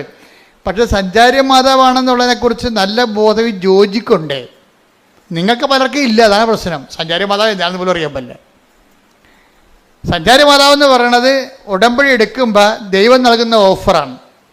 മനസ്സിലായില്ലേ? I come with you wherever you go, അതാണ് ഓഫർ എന്ന് പറയണത്. പുറത്ത് നാട്ടുകാർ ഓഫർ എന്ന് പറയുന്നത് നമ്മളത് എന്താ പറയും, വാഗ്ദാനം എന്ന് പറയും. രണ്ടും ഒന്ന് തന്നെയാണ്. പുറത്ത് ആൾക്കാർ പറയണത്, കച്ചവടക്കാർ പറയണത് ഓഫർ എന്നാണ് പറയണത്. കർത്താവിൻ്റെ വചനത്തിന് നമുക്ക് വരുന്ന പ്രയാസങ്ങൾ അതിജീവിക്കാൻ വേണ്ടി ദൈവം തന്ന ഇൻസെൻറ്റീവിന് ബൈബിൾ പറയണ പേരെന്താണ്? പ്രാമിസ്. എന്താണ്? വാഗ്ദാനം. ഇപ്പോൾ ഒരു വാഗ്ദാനത്തിലൊരു സംഭവമാണ്. എന്താണ്? I will come with you wherever you go, നീ എവിടെ പോയാലും ഞാൻ നിൻ്റെ കൂടെ ഉണ്ടാകും. അപ്പോൾ അതിൻ്റെ അകത്ത് അതങ്ങനെയാണ് സഞ്ചാരി മാതാവ് ഉണ്ടാകണത്. അമ്മയുടെ മധ്യസ്ഥയിലല്ല ഉടമ്പടി എടുത്തിരിക്കണത്. അതുകൊണ്ട് അമ്മ നിൻ്റെ സങ്കടങ്ങളുടെ കാലത്ത് ഏത് സമയത്ത് ആ പ്രശ്നങ്ങളുള്ള കാരണം അമ്മ നിൻ്റെ കൂടെ 24 hours ഉണ്ടാകും. അതാണ് ഈ മുല്ലപ്പൂ മണവും മഴവില്ലും പലതരത്തിലുള്ള ആൾക്കാർക്ക് പല പല അനുഭവങ്ങൾ വരണില്ലേ. അത് എന്തുമാത്രം അനുഭവങ്ങളാണ് വരുന്ന ആൾക്കാർക്ക്. അതാണ് സഞ്ചാരി മാതാവ്. അപ്പോൾ ഇതിൻ്റെ ഈ ജോജി ഭയങ്കര ഇതിൻ്റെ ഒരാളാണ്. കാര്യം അമ്മ സഞ്ചാരി മാതാവാണെന്ന് വളരെ വ്യക്തമായിട്ട് വിശ്വസിച്ച് ജീവിക്കുന്ന ഒരാളാണ്. അത് വൈഫിനും അറിയാം. അപ്പം അമ്മ ഇവർ തടഞ്ഞു നിർത്തുമ്പോൾ പറയും, അമ്മേ ഇതിനൊരു മറുപടി ഇപ്പം പറയണം എന്ന് പറയും. കാര്യം ഞങ്ങൾക്ക് മനസ്സിൽ മറുപടി. അപ്പം അവർ പൈസ തന്നിട്ട് പോയാൽ മതി എന്നാണ് പറയണത്. ഉടനെ അമ്മ അവൾക്കൊരു മറുപടി കൊടുക്കും, പറയാം, മനസ്സിൽ തോന്നിക്കും, പറയാം. അവൾ നട്ടല്ലോട് പറയും, പിന്നെ ഞങ്ങളുടെ പകുതി നിങ്ങളുടെ കയ്യിലില്ലേ, അത് പകുതിയോളം വരും നിങ്ങൾക്ക് തരാനുള്ള വാടക ഇനത്തിൽ. പിന്നെ അത്രയും പകുതിയോളം ഞങ്ങളുടെ മെഷീനറീസ് അതിൻ്റെ അകത്തുണ്ട്, ഇൻസ്ട്രുമെൻറ്റ്സ്, ഉപകരണങ്ങൾ അതിൻ്റെ അകത്ത് കിടപ്പുണ്ട്. അത് നിങ്ങൾക്ക് ആവശ്യമുള്ള എടുത്തു, നിങ്ങളുടെ വിലക്ക് നിങ്ങൾക്ക് എന്തുമാത്രം കാശ് തരാനുണ്ട് അത്രയും ഉപകരണങ്ങൾ ആ കടയുടെ അകത്ത് കിടപ്പുണ്ട്, അതെടുത്തിട്ട് ബാക്കി ഇങ്ങോട്ട് തന്നാൽ മതി എന്ന് പറയും. So okay, clear. ആ ഒരു സ്പോട്ടിൽ അത് ഈശോ പറഞ്ഞിട്ടുള്ളതാണത്. എന്താണ്? നിങ്ങൾ ന്യായാധിപന്മാരുടെ തിരുസന്നിധി ചെല്ലുമ്പോൾ എന്ത് പറയണം? Take the word of God. ശ്രുതികട ഹല്ലേലൂയ. മത്തായി 10:19 അവർ നിങ്ങളെ ഏൽപ്പിച്ചു കൊടുക്കുമ്പോൾ അവർ നിങ്ങളെ ഏൽപ്പിച്ചു കൊടുക്കുമ്പോൾ എങ്ങനെ പറയണമെന്നോ എന്ത് പറയണമെന്നോ നിങ്ങൾ ആകുലപ്പെടേണ്ട. നിങ്ങൾ പറയേണ്ടത് ആ സമയത്ത് നിങ്ങൾക്ക് നൽകപ്പെടും. കൈയെടുത്തുകൊണ്ട് ശ്രുതികട ഹല്ലേലൂയ.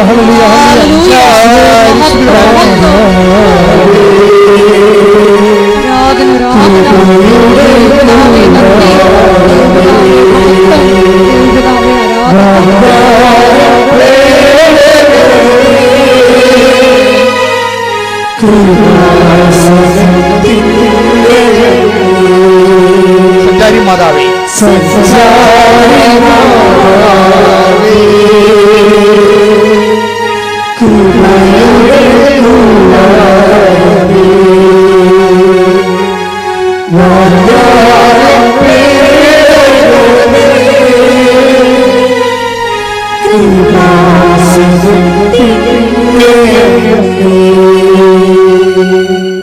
അതാണ് അച്ഛൻ ആദ്യമേ പറഞ്ഞത്. ഉടമ്പടിയിലായിരിക്കുമ്പോൾ നമുക്ക് ഉടമ്പടി ഒരു ബോധമാണ്. എന്താ ബോധം? നമ്മൾ എവിടെ ചെന്നാലും മുൻകൂട്ടി പറയേണ്ട കാര്യങ്ങളില്ല. ആ സമയത്ത് അറിവ് നൽകുന്ന സഞ്ചാരി മാതാവ് നമ്മുടെ കൂടെയുണ്ട്. അതുകൊണ്ടാണ് ജോജിയുടെ വൈഫ് പറഞ്ഞത്, അമ്മ ഇവിടെ ഉണ്ടല്ലോ, ഈ പെരുവഴിയിലാണെങ്കിൽ അമ്മ ഉണ്ടല്ലോ, ഇവരോട് സമാധാനം പറയാൻ പറയും. പെട്ടെന്നാണ് സമാധാനം പറയാം. ലൈറ്റ്നിങ് മിന്നൽ പോലെ സമാധാനം പറയും. അവരവരുടെ വഴിക്ക് പോകും. അവർ വഴിക്ക് പോവുകയും ചെയ്യും. 3 ദിവസത്തിലുള്ള സാധനം റൈറ്റ് ഓഫ് ആകും. എല്ലാ കാര്യങ്ങളും പെട്ടെന്ന് ഇമ്മീഡിയറ്റ്. അപ്പോൾ ഇത്രയും നമ്മൾ ബലമുള്ളവരാണെന്ന് ഓർക്കണം. അതുകൊണ്ടാണ് ഞങ്ങൾ ഉടമ്പടി നിങ്ങൾ ഉഴപ്പരുതെന്ന് പറയണതും ഉടമ്പടി ഒരു ടെക്നിക്കലായിട്ടുള്ള ആക്ടിവേഷൻ അല്ലാതെ, ഇപ്പം മൊബൈൽ ആക്ടിവിറ്റി ചെയ്യത്തില്ലേ, ആ ബട്ടൺ കുത്തി ഈ ബട്ടൺ കുത്തി ഇങ്ങനെ കുത്തി സേവ് ചെയ്ത് സെൻഡ് ചെയ്ത്, അങ്ങനെയുള്ള മെക്കാനിസം അല്ല ഉടമ്പടി. ഉടമ്പടി എന്ന് പറയുന്നത് ഒരു ജീവിത രീതിയും ഒരു ബിഹേവിയറിസമാണ്.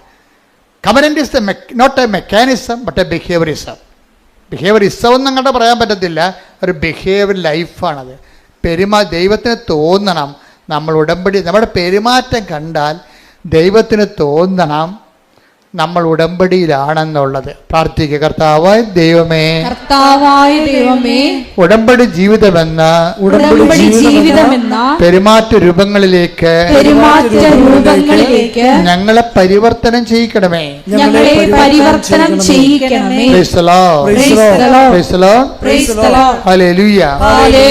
ഇതിനകത്ത് വരുന്നൊരു വിഷയം എന്ന് പറയണതേ, ഇപ്പം കരുണ കാണിക്കാൻ കുറച്ച് സമയമെടുക്കുകയാണെങ്കിൽ അത് പ്രെയർ ടൈമാണ്. മനസ്സിലായില്ലേ? ഉടമ്പടി 3 ആക്ടിവേഷൻ പ്രിൻസിപ്പിളുണ്ട്. എന്തൊക്കെയാണ്? Prayer, proclamation and practice. എന്തൊക്കെയാണ് ഉടമ്പടിയിലെ ആക്ടിവേഷൻ പ്രിൻസിപ്പിൾ 3 എണ്ണമാണ്. എന്താണ്? പ്രാർത്ഥന, പ്രഖ്യാപനം, പ്രയോഗം. ഇതൊക്കെ ആദ്യകാല ക്ലാസ്സെങ്കിലുള്ളതാണ്. ഇപ്പം ഞാൻ പറയാറില്ല, ഇപ്പം നിങ്ങളോട് പറയണേ. ഉടമ്പടിയിലൊരു സംഭവം ആക്ടിവേറ്റ് ചെയ്യണമെന്നുണ്ടെങ്കിൽ അതിനകത്ത് മെയിൻ അതിനകത്ത് ലിങ്ക് പോകരുത്. പ്രാർത്ഥനാ ജീവിതത്തിൻ്റെ പ്രശ്നം വെച്ച് കഴിഞ്ഞാൽ ഈ ചാറ്റമഴ പോലെ തന്നെയും പിന്നെയും പെയ്യുകയല്ല. അതിൻ്റെ പ്രാർത്ഥന മനസ്സാണ്. എപ്പോഴും ദൈവത്തെക്കുറിച്ച് ഓർക്കുക, ശ്രദ്ധിക്കുമ്പോഴൊക്കെ സമയം കിട്ടുമ്പോഴൊക്കെ ബൈബിൾ എടുത്ത് നോക്കുക. അതിനെ അരമണിക്കൂർ ബൈബിൾ എന്ന് പറഞ്ഞാൽ ഒറ്റ ശ്രദ്ധ വായിക്കാനുള്ളതല്ല, 2 മിനിറ്റ് 3 മിനിറ്റൊക്കെ വായിച്ചാൽ മതി. അത് ബൈബിൾ തന്നെ എടുത്ത് വായിക്കണമെന്നില്ല. ബൈബിൾ ഉണ്ടെങ്കിൽ ആ മൊബൈൽ ഓൺ ചെയ്തിട്ട് ബൈബിൾ വായിച്ചാൽ മതി. നമുക്കുള്ള സാധ്യതയെല്ലാം പ്രയോജനപ്പെടുത്തണം ഇപ്പോൾ ആൾക്കാർ. കാര്യം ഉടമ്പടി എടുത്തിരിക്കുന്നതിനകത്ത് ഞാൻ മനസ്സിലാക്കിയിരിക്കുന്നത് ഒരു 90% പേരും എബോവ് ആവറേജ് എഡ്യൂക്കേഷനുള്ള ആൾക്കാരാണ്. Above average. അപ്പോൾ അവർക്കിതെല്ലാം ആക്ടിവേറ്റ് ചെയ്യാൻ പെട്ടെന്ന് കഴിയും. അതുകൊണ്ടാണ് വെടിക്കെട്ട സാക്ഷ്യങ്ങളൊക്കെ അവർ പറയുന്നതിൻ്റെ കാര്യത. കരങ്ങൾ വീശിക്കൊണ്ട്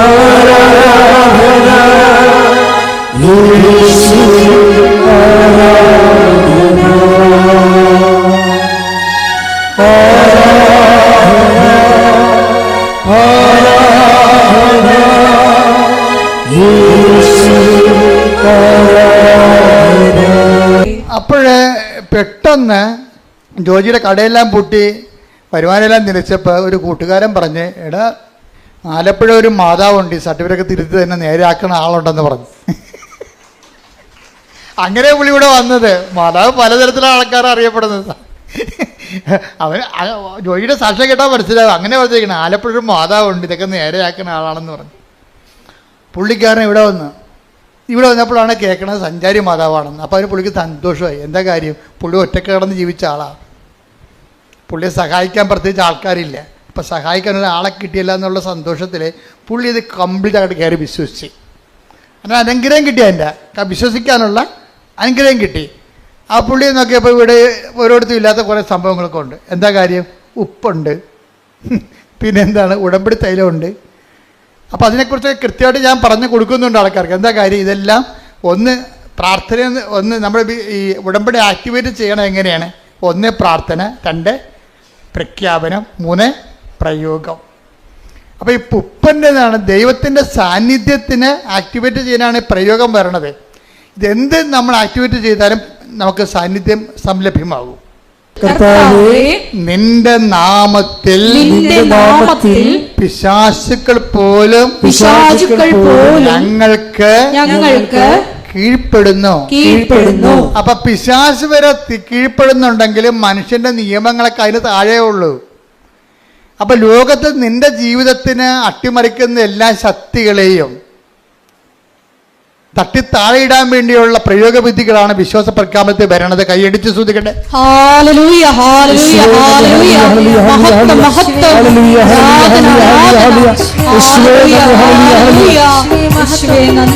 ഞാൻ എന്താണ് ചെയ്യണത്? ഞാൻ പ്രാർത്ഥിക്കുകയാണ്. ഞാൻ എന്താണ് ചെയ്യണമെന്ന് ഇപ്പം തന്നെ ആൾക്കാർ പള്ളിയിൽ കുർബാനക്ക് കൂടുമ്പോൾ സമയത്തായിരിക്കും ചിലപ്പോൾ പണിപ്പാട്ടിൽ നിന്ന് മുതലാളി വിളിക്കണത്. അപ്പോൾ തന്നെ മൊബൈൽ അടിക്കുമ്പോൾ തന്നെ ഇതാ ദൈവത്തിൻ്റെ കുഞ്ഞാടെന്ന് അച്ഛൻ പറയുമ്പോൾ ഇവൻ മൊബൈലും കൊണ്ട് പുറത്തേക്ക് ചാടും. അപ്പം നിങ്ങൾ കുർബാന ഉയർത്തുന്നതിനെക്കുറിച്ച് നിങ്ങൾക്കൊരു അറിവുണ്ട്, പക്ഷേ നിങ്ങൾക്ക് മറ്റേ മൊബൈൽ എടുക്കാതിരിക്കാൻ പറ്റണില്ല. നിങ്ങൾക്ക് പേടിയാണ്. എന്താ, ഇപ്പം മൊബൈൽ എടുത്ത് പണി പോയാൽ എന്ത് ചെയ്യുമെന്ന് വിചാരിച്ചാൽ. അപ്പം കർത്താവിനേക്കാൾ നിങ്ങളുടെ കർത്താവിനേക്കാൾ വലുതായി പണി. അപ്പം പണി വരണുണ്ട് അവറാച്ചാന്ന് കർത്താവും പറയും. എന്താ കാര്യം? ഗതി പിടിക്കത്തില്ല. അതാണ് വിഷയം. ഇത് വലിയ പുലിവാല് പിടിച്ച, അത് നിങ്ങൾ ഉഡായ്പ പാർട്ടിയാണെങ്കിൽ ഓർക്കുക, ഉഡായ്പ പുറകെ വരും, നിങ്ങൾക്ക് പുറകെ വരും കൂടെ. അതായത് ഇതുപോലെ ദൈവം നിങ്ങളെ ഒരു കാര്യമുണ്ട്, ദൈവം വന്ന് ഉന്തിത്തള്ളി ആരെയും ഒന്നും ചെയ്യത്തില്ല. എല്ലാ അണ്ണന്മാരും പണി മേടിക്കുന്ന സെൽഫ് ഗോൾ അടിച്ചിട്ടാണ്. എന്ന് വെച്ച് കഴിഞ്ഞാൽ ഇപ്പം തന്നെ നിങ്ങൾ ഇതാ ദൈവത്തിൻ്റെ കുഞ്ഞാടെന്ന് പറഞ്ഞ് വൈദികൻ കുർബാന ഉയർത്തുമ്പോഴായിരിക്കും പണിപ്പാട്ടിന്ന് നാളെ ഇന്ന് ഞായറാഴ്ചയാണ്, അപ്പം നാളെ തിങ്കളാഴ്ച പോകേണ്ട ഹാങ് ഓവറാണെന്ന് പറഞ്ഞിരിക്കുന്ന കക്ഷി. പിന്നെ അമ്മയെ ഭാര്യ തള്ളി പറഞ്ഞ് ഉന്തിയിട്ടിട്ടാണ് പള്ളിയിൽ വന്ന് നിൽക്കണത്. അപ്പോൾ പകുതി മനസ്സ് ഇവിടെയും പകുതി മനസ്സ് വീട്ടിലും, അങ്ങനെ ഹാങ് ഓവറിലാണ് കുർബാനയും കൂടണത്. ഈ പന്നി എപ്പോഴും പണി മേടിക്കുന്ന കാര്യത്തിൽ ഉറപ്പായ കാര്യമാണത്. നിങ്ങൾ ദ്രവിച്ചു പോകുകയോ നിങ്ങളുടെ മക്കളൊക്കെ നിങ്ങൾക്ക് അനുഭവം ഉണ്ടാകാതിരിക്കുക ചെയ്തിട്ടുണ്ടെങ്കിൽ നിങ്ങളെ പണ്ടോ ഏതോ ചെയ്ത നെറിവുകേടിന് ഇരന്നിരന്ന് പണി മേടിച്ചുകൊണ്ടിരിക്കുകയാണ്. നിങ്ങൾ ചെയ്തിരിക്കുന്ന എല്ലാം സെൽഫ് ഗോളുകളാണ് അടിച്ചിരിക്കുന്നത്. ദൈവത്തിൻ്റെ പണ്ട് മുതലുള്ള തന്ത്രം ഇതാണ്, ഒരു മനുഷ്യൻ നേരിട്ട് ഉപദ്രവിക്കത്തില്ല, അവൻ തന്നെ സെൽഫ് ഗോൾ അടിച്ചു പോകാൻ വേണ്ടി അവർക്ക് അവസരം കൊടുക്കും. അത് കർത്താവിന് അറിയാവുന്നതാണ് കർത്താവ് പറഞ്ഞത് ഇങ്ങനെ ഒരു അവസ്ഥ ഉണ്ട്, അതുകൊണ്ട് എപ്പോഴും പ്രാർത്ഥിക്കുമ്പോൾ ഞങ്ങളെ പ്രലോഭനത്തിൽ ഉൾപ്പെടുത്തരുത് എന്ന് പ്രാർത്ഥിക്കണം. പണി വരല്ലേ എന്ന് പ്രാർത്ഥിക്കണം. എന്നിട്ട് കർത്താവ് പറഞ്ഞെന്തറിയാവോ? കർത്താവ് നമ്മളെ ഉടമ്പടി എടുത്തവരെ യാത്രയാക്കുമ്പോൾ കർത്താവ് നൽകുന്ന ഒരു ആശീർവാദമുണ്ട്. എന്താണ്? ഉടമ്പടി എടുത്ത് ദൈവമായിട്ട് ഉടമ്പടിയിലായിട്ട് നിങ്ങൾ പുറത്തേക്ക് ഇറങ്ങുമ്പോൾ കർത്താവ് നൽകുന്നൊരു ആശീർവാദമുണ്ട്. നിങ്ങൾ ദൈവത്തിൻ്റെ ശിഷ്യന്മാരുടെ അതിനേക്കാൾ റോളിലല്ലേ വന്നത്. കർത്താവിൻ്റെ തുല്യ പങ്കാളികളായിട്ട് ദൈവം പറഞ്ഞത് അതുപോലെ നിബന്ധന പാലിച്ചോളാമെന്ന് പറഞ്ഞ് വിശുദ്ധിയോടെ ജീവിച്ച് സുവിശേഷത്തിൻ്റെ സാക്ഷ്യം ജീവിക്കാമെന്ന് പറഞ്ഞ് നമ്മൾ കർത്താവിൻ്റെ തിരുസന്നിധിയിൽ നിന്ന് ഒരു ഓത്തെടുത്ത് പുറത്തേക്ക് പോകുകയല്ലേ. അപ്പം അങ്ങനെ ദൈവത്തിന് പോകുമ്പോൾ എന്താ പറയണത്? ശിഷ്യന്മാരെല്ലാം കർത്താവിൻ്റെ അടുത്ത് നിന്ന് പോയപ്പോഴെന്താണ് ഈശോ പറഞ്ഞത്? 10:19 എടുത്ത് ലൂക്കാ ശ്രദ്ധിക്കട്ടെ. ഹല്ലേലൂയ ഹല്ലേലൂയ ഹല്ലേലൂയ ഹല്ലേലൂയ യേശുവേ നന്ദി. Hallelujah hallelujah hallelujah hallelujah. Luka 10:19. ഇതാ പാമ്പുകളുടെയും തേളുകളുടെയും ശത്രുവിന്റെ സകല ശക്തികളുടെയും മീതെ ചവിട്ടി നടക്കാൻ നിങ്ങൾക്ക് ഞാൻ അധികാരം തന്നിരിക്കുന്നു. അതാണ് ഈ പ്രയോഗം എന്ന് പറയണത്.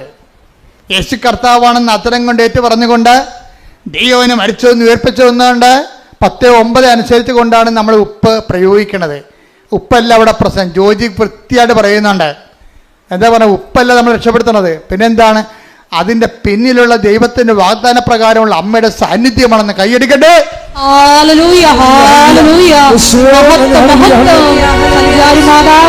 സഞ്ചരിച്ച് നീ ഞങ്ങളുടെ കൂടെ യാത്ര ചെയ്യുന്നതിന് ശക്തിപ്പെടുത്തുന്നതിന് നന്ദി പറയുന്നു.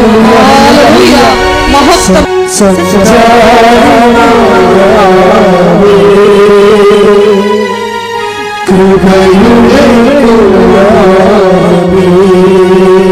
പരിശുദ്ധ പരമ ദിവ്യകാരുണ്യത്തിന് അപ്പൊ ഇപ്പൊ എംപവർ ചെയ്താണ് വിടുന്നത്. പവർ അടിച്ചാ പോണ ഇവിടുന്ന്. എന്താ കാര്യം? ഇതാ അത് 10:9 അനുസരിച്ച് അതിൽ വാഗ്ദാനമാണ്. അതിന്റെ വാഗ്ദാനം എന്താണ്? ഇതാ സർപ്പങ്ങളുടെയും പറഞ്ഞേ ലൂക്കാ 10:19 ഇതാ സർപ്പങ്ങളുടെയും തേളുകളുടെയും. ഇപ്പൊ സർപ്പം ഉണ്ടാകും, തേളും ഉണ്ടാവും. എന്ന് പറഞ്ഞു കഴിഞ്ഞാൽ നിങ്ങൾ നോക്കുമ്പോൾ ഇടജന്തുക്കൾ ഇങ്ങനെ വന്ന് നമ്മുടെ മുമ്പിൽ നിൽക്കണം എന്നല്ല പറഞ്ഞ. സർപ്പത്തിൻ്റെ സ്വഭാവം എന്താ? 2 സ്വഭാവമേ പാട്ടിക്കുള്ളൂ. പാട്ടിയുടെ ബിഹേവിയർ എന്താ? സർപ്പത്തിൻ്റെ ബിഹേവിയർ, മൂർഖൻ്റെ ബിഹേവിയർ എന്താ? 2 സ്വഭാവമേ ഉള്ളൂ. ഒന്ന് ഇര പിടിക്കുക, മറ്റത് ആൾക്കാരെ കൊത്തിക്കൊല്ലുക. 2 കാര്യങ്ങളല്ലേ പുള്ളിക്കുള്ളത്. ഈ സ്വഭാവമുള്ള എന്തുമാത്രം ആൾക്കാരാണ് ഉള്ളത്. അതാണ് സർപ്പം എന്ന് പറയുന്നത്. 2 ചില ആൾക്കാർ വാ വിളിക്കണത് എന്തിനാണ്? മറ്റുള്ള കുറ്റം പറയാൻ, അവരെ എടുത്തി താത്താൻ, അവരുടെ ചിത്രവധം തരാൻ, അവരെ തേജോവധം ചെയ്യാൻ. രണ്ടാമത്തത് എന്താണ്? അവരുടെ വയറ്റിപ്പഴുപ്പിന് വേണ്ടി. അതെന്നെ സർപ്പം എന്ന് പറയണത്. ഇതാ സർപ്പങ്ങളുടെയും തേളുകളുടെയും എന്ന് പറയുമ്പോൾ നിങ്ങൾക്ക് ചുറ്റും സർപ്പമാണെന്ന് നിങ്ങൾ ഓർത്തേക്കണം. നിങ്ങൾക്ക് ചുറ്റും സർപ്പമാ. പിന്നെ എന്താ? തേളിലും പണ്ട് ഒരു സന്യാസി ഉണ്ടായിരുന്നു. സന്യാസി കുളിക്കാൻ വേണ്ടി വന്നപ്പോൾ തേള് വെള്ളത്തിൽ കിടക്കണം. ആ ഉദക്ക് കല്ല് ഇറങ്ങി പുഴയെ കുളിക്കാൻ വേണ്ടി ഇറങ്ങിയപ്പോൾ ഉണ്ട് ഒരു പാവം പിടിച്ച തേള് അത് അവിടെ കിടന്ന് നീന്തി കിടക്ക് ഇറങ്ങില്ല, ചത്തുപോകാനായി. അപ്പം സന്യാസിക്ക് ഒരു സങ്കടം തോന്നി. ആന ഉതുക്ക് കല്ലേ ഇരുന്നുകൊണ്ട് ആ തേള് പൊങ്ങിക്കിടക്കല്ലേ വെള്ളത്തിൽ. അപ്പം അതിൻ്റെ കൂടി കൈ കൊണ്ടുവന്ന് തേളിനെ പൊക്കിയെടുക്കുക ഒറ്റ കുത്ത്. അപ്പോൾ സന്യാസി പറഞ്ഞു, എടാ ഞാൻ നിന്നെ രക്ഷിച്ചില്ല, നീ മരിക്കാൻ പോകുമ്പോൾ എന്നിട്ട് നീ എന്നെ കുത്തിയാന്ന് പറയുമ്പോൾ തേളിന് ഭയങ്കര സങ്കടം. എന്താ കാര്യം? ഞാൻ തേളല്ലേ എന്ന് കുത്താതിരിക്കാൻ പറ്റുവാ? അത് സന്യാസിയാണെന്ന് പറഞ്ഞാലും തേളിനെ കുത്താതിരിക്കാൻ പറ്റത്തില്ല. നമ്മൾ എത്ര നന്മ ചെയ്താലും ചില ആൾക്കാർ നമുക്കൊരു പണി തരും. അതിനാണ് തേളെന്ന് പറയണത്. അതാണ് ലൂക്ക 10:19. എന്താണ്? ഇതാ സർപ്പങ്ങളുടെയും തേളിന്റെയും ശത്രുവിന്റെ സകല. അപ്പൊ ശത്രുവിന് സകല ശക്തികളുണ്ടേ. ഇപ്പൊ ഈ മനുഷ്യന് 20 കൊല്ലമായിട്ട് സർട്ടിഫിക്കറ്റ് തിരുത്താൻ നടക്കുകയാണ്. ഈ വില്ലേജ് ഓഫീസ് മാറി വരുന്ന വില്ലേജ് ഓഫീസറും അതുപോലെ തന്നെ തഹസീൽദാരും ആർഡിഒക്കെ പറഞ്ഞ എല്ലാ പേപ്പറും കൊണ്ടുവന്നിട്ടും ഒരു മനുഷ്യനും ഒപ്പിടത്തില്ല. തട്ടി ആ ജീവിതം ഒരു പരുവത്തിലാക്കി. ഗതികിട്ട പ്രേതം പോലെ ഈ മനുഷ്യൻ ചെവി ചെമ്പരത്തിപ്പൂവും വെച്ച് നടക്കുകയാണ്, തെക്ക് വടക്ക് നടക്കുകയാണ്. അപ്പോഴാണ് അറിഞ്ഞത് ആലപ്പുഴത്തെ മാതാവ് സർട്ടിഫിക്കറ്റ് തിരുത്തണമുണ്ടെന്ന്. ആ മനുഷ്യൻ ഇവിടെ വന്ന് അമ്മയുടെ നിന്ന് ഉപ്പ് കൊണ്ടുപോയി വില്ലേജ് ഓഫീസിൽ ഇട്ടേച്ച് വിശ്വാസപ്രമാണം ചൊല്ലി. അപ്പോൾ അയാൾ പറഞ്ഞു, ഞാൻ ഈ ഉപ്പിടുമ്പോൾ വിശ്വാസപ്രമാണം ചൊല്ലിക്കൊണ്ടിരിക്കുകയാണ്. എന്താണ്? യേശു കർത്താവാണ്. വില്ലേജ് ഓഫീസറല്ല കർത്താവ്, യേശുവാണ് കർത്താവ്. അതാണ്, യേശു കർത്താവാണ്. തഹസീൽദാരല്ല കർത്താവ്, ഗവൺമെൻറ് നിയമങ്ങളല്ല കർത്താവ്, യേശുവാണ് കർത്താവ്. അപ്പോൾ യേശു കർത്താവാണെന്ന് പറയുമ്പോൾ നിങ്ങൾ എന്ത് ചെയ്യണം? ഇത്രയും നാൾ നമ്മൾ മനസ്സിലാക്കി വെച്ചിരിക്കുന്ന അധികാരികളെയും കർത്താക്കന്മാരൊക്കെ ആ പീഠത്തിൽ നിന്ന് ഇറക്കി വെക്കണം. നിങ്ങളുടെ പല കാര്യങ്ങളും നടക്കാത്തതിൻ്റെ കാരണം നിങ്ങളെ പല ആൾക്കാരെയും ദൈവത്തിൻ്റെ സ്ഥാനത്തെടുത്ത് വെച്ചിട്ടുണ്ട്. അതാണ് പ്രശ്നം. ബൈബിൾ പറയുന്നത് എന്താണ്? ദൈവത്തിൻ്റെ സ്ഥാനത്ത് പീഠത്തേക്കേറ്റ് വെച്ചിരിക്കുന്ന അണ്ണന്മാരെല്ലാം താഴെ ഇറക്കണം. എന്താണ്? ഒരാൾ മാത്രമാണ് നിങ്ങളുടെ മരിച്ചിട്ട് ഉയർത്തുന്നേറ്റത്, ഒരാൾ മാത്രമാണ് നിങ്ങളുടെ ഭാരങ്ങളും പാപങ്ങളും ഏറ്റെടുത്തത്. അവരെ പിതാവാദ്യം മഹത്വപ്പെടുത്തി ഉയർത്തെഴുന്നേൽപ്പിച്ചപ്പോഴേ മരണത്തിന് ഞാൻ നാഥനായിരിക്കുന്നവനെ കർത്താവ്, അത് യേശു ക്രിസ്തുവാണ്. കൈയടിക്കട്ടെ.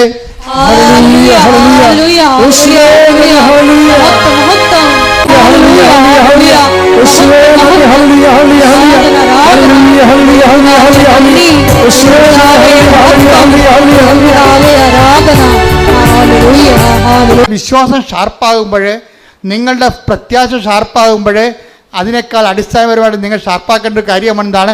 ദൈവസ്നേഹം. ദൈവത്തിലെ ശ്രദ്ധിക്കുക. നിങ്ങൾ രോഗികളെ കാണാൻ പോകുന്ന വീട്ടുകാരോട് നിങ്ങൾ പെരുമാറുന്നു, അഗതികളോട് പെരുമാറുന്നു, നിങ്ങൾ കർത്താവിൻ്റെ തിരുസന്നിധിയിൽ ആചാരാനുഷ്ഠാനങ്ങളുടെ പ്രാർത്ഥനാവിധികളിലൂടെ ജീവിക്കുന്ന സുവിശേഷം നിങ്ങൾ കൈമാറാൻ വേണ്ടി പത്രങ്ങൾ കൊടുക്കുന്നു, പത്രത്തെക്കുറിച്ച് വിശദീകരിച്ച് കൊടുക്കുന്നു. അതെല്ലാം ചെയ്യുമ്പോഴെല്ലാം നിങ്ങളുടെ മനസ്സിൽ അടിസ്ഥാനപരമായ ഓരോ ദിവസവും സ്നേഹത്തിൻ്റെ ലെവല് കൂടി വരണം. അത് നിങ്ങൾ ഇൻട്രോസ്പെക്ട് ചെയ്യണം. ഓരോ കാര്യം ഓരോ ദിവസം ചെല്ലുന്തോറും ദൈവത്തിൻ്റെ സ്നേഹം എന്നിൽ കൂടുന്നുണ്ടോ? അതാണ് ഇതിൻ്റെ വെല്ലുവിളി എന്ന് പറയുന്നത്.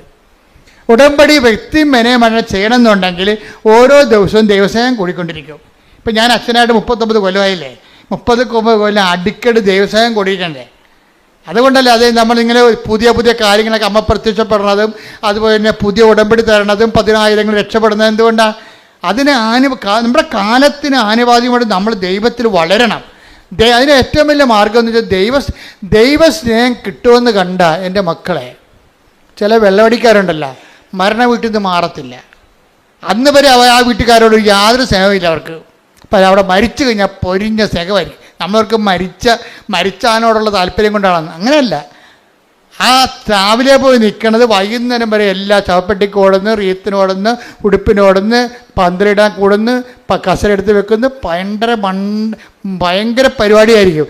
എല്ലാം കുഴിച്ചിട്ട് കഴിയുമ്പോൾ സന്ധ്യയൊക്കെ സെമിത്തേരിയിൽ ഇവരും ഉണ്ട്. ആ വീട്ടുകാരെല്ലാം ബന്ധുക്കളെല്ലാം പോയാലും ആ വീട്ടുകാരുടെ കൂടെ ഈ കക്ഷിയും ഉണ്ടാകും. അപ്പോൾ അവർ ഒറ്റ ചോദ്യം ചോദിക്കത്തുള്ളൂ, അപ്പം എങ്ങനെയാണെന്ന് ചോദിക്കും. എന്നിട്ട് വാട്ടിസ് എവിടെ നിന്നാണ് മേടിക്കണമെന്ന് ചോദിക്കണേ. അതിനകത്ത് അപ്പോൾ ഇത്രയും നേരം ചെയ്ത പണി എന്തിനു വേണ്ടിയാണ്? ഈ അപ്പം എങ്ങനെയാണെന്ന് ചോദിക്കാൻ വേണ്ടിയാണ്. വൈകിട്ട് എന്താ പരിപാടി എന്ന് ചോദിക്കില്ല, അതുപോലെയാണ് പരിപാടി. അപ്പം അതുപോലെ ഈ മദ്യത്തോട് കാണിക്കുന്ന ആക്രാന്തം പോലെ തന്നെ ആയിരിക്കണം. അതിനേക്കാൾ ടോപ്പ് ആക്രാന്തമായിരിക്കണം നിങ്ങൾ എന്ത് ചെയ്താലും ദൈവസ്നേഹത്തിന് കൊടുക്കേണ്ടത്. മനസ്സിലായി? എന്ത് ചെയ്താലും. അപ്പം നിങ്ങൾ ഓർക്കണം, ഇപ്പം ഈ കൊച്ചുകൂട്ടം നേടിപ്പെടുന്നത് നമ്മുടെ ഒരു ക്രൂവാണ്, നമ്മുടെ സഹപ്രവർത്തകരാണ്. ഈ കക്ഷി മരക്കുരിശും പിടിച്ചുകൊണ്ട് 3 ദിവസം നടന്ന് എവിടെ പോയി? മലയാറ്റൂർ പോയി. അപ്പോൾ മലയാറ്റൂർ പോയിച്ചും ഈ കക്ഷി നല്ല വർഷങ്ങളായിട്ട് പോണതാണ്. അപ്പോൾ ഇന്നലെ എന്നോട് പറയുമായിരുന്നു, പക്ഷേ ഞങ്ങളുടെ കയ്യിൽ ഒരു വാച്ചുണ്ട്. അപ്പം ഞങ്ങൾ ഒരു നടന്നെത്തി വാച്ചിട്ട് നോക്കും എത്ര കിലോമീറ്റർ നടന്നെന്ന് വാച്ച് പറയുമെന്ന്. അതനുസരിച്ച് അത്രയും കലോറികൾ കത്തി മാറും. 2 ലക്ഷം സ്റ്റെപ്പുണ്ട് ഇവിടുന്ന്. അപ്പോൾ ഈ വാച്ചോട് നോക്കിയപ്പോൾ മനസ്സിലായി മലയാറ്റൂർ എത്തിയപ്പോൾ 2 ലക്ഷം സ്റ്റെപ്പ് നടന്നിട്ടുണ്ട്. അപ്പോൾ ഇടയ്ക്കിടയ്ക്ക് വാച്ച് നോക്കിയിട്ട് എത്ര സ്റ്റെപ്പ് നടന്നു എന്ന് നോക്കണ്ടേ? ഇത് തന്നെയാണ് ഉടമ്പടി ജീവിതമെന്ന് പറയണത്. എന്താ കാര്യം?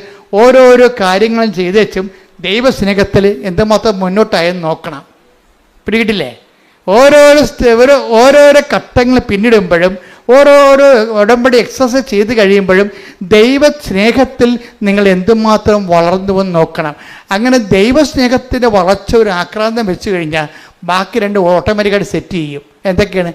പ്രത്യാശയും അതുപോലെ തന്നെ വിശ്വാസവും. നിങ്ങൾ വിശ്വാസത്തിന് അമിത പ്രാധാന്യം കൊടുക്കരുത്. മനസ്സിലായി? അണ്ടേ കൊണ്ടേ വളമടക്കം വെക്കണവരിരിക്കും. വിശ്വാസത്തിനല്ല പ്രാധാന്യം കൊടുക്കേണ്ടത്. നിങ്ങൾ ദൈവസ്നേഹത്തിന്, കാര്യം സ്നേഹമാണ് എല്ലാത്തിനെയും വലുതെന്ന് ആര് പറഞ്ഞിട്ടുണ്ട്? പൗലോസ് അപ്പോസ്തലൻ പറഞ്ഞിട്ടുണ്ട് അല്ലേ?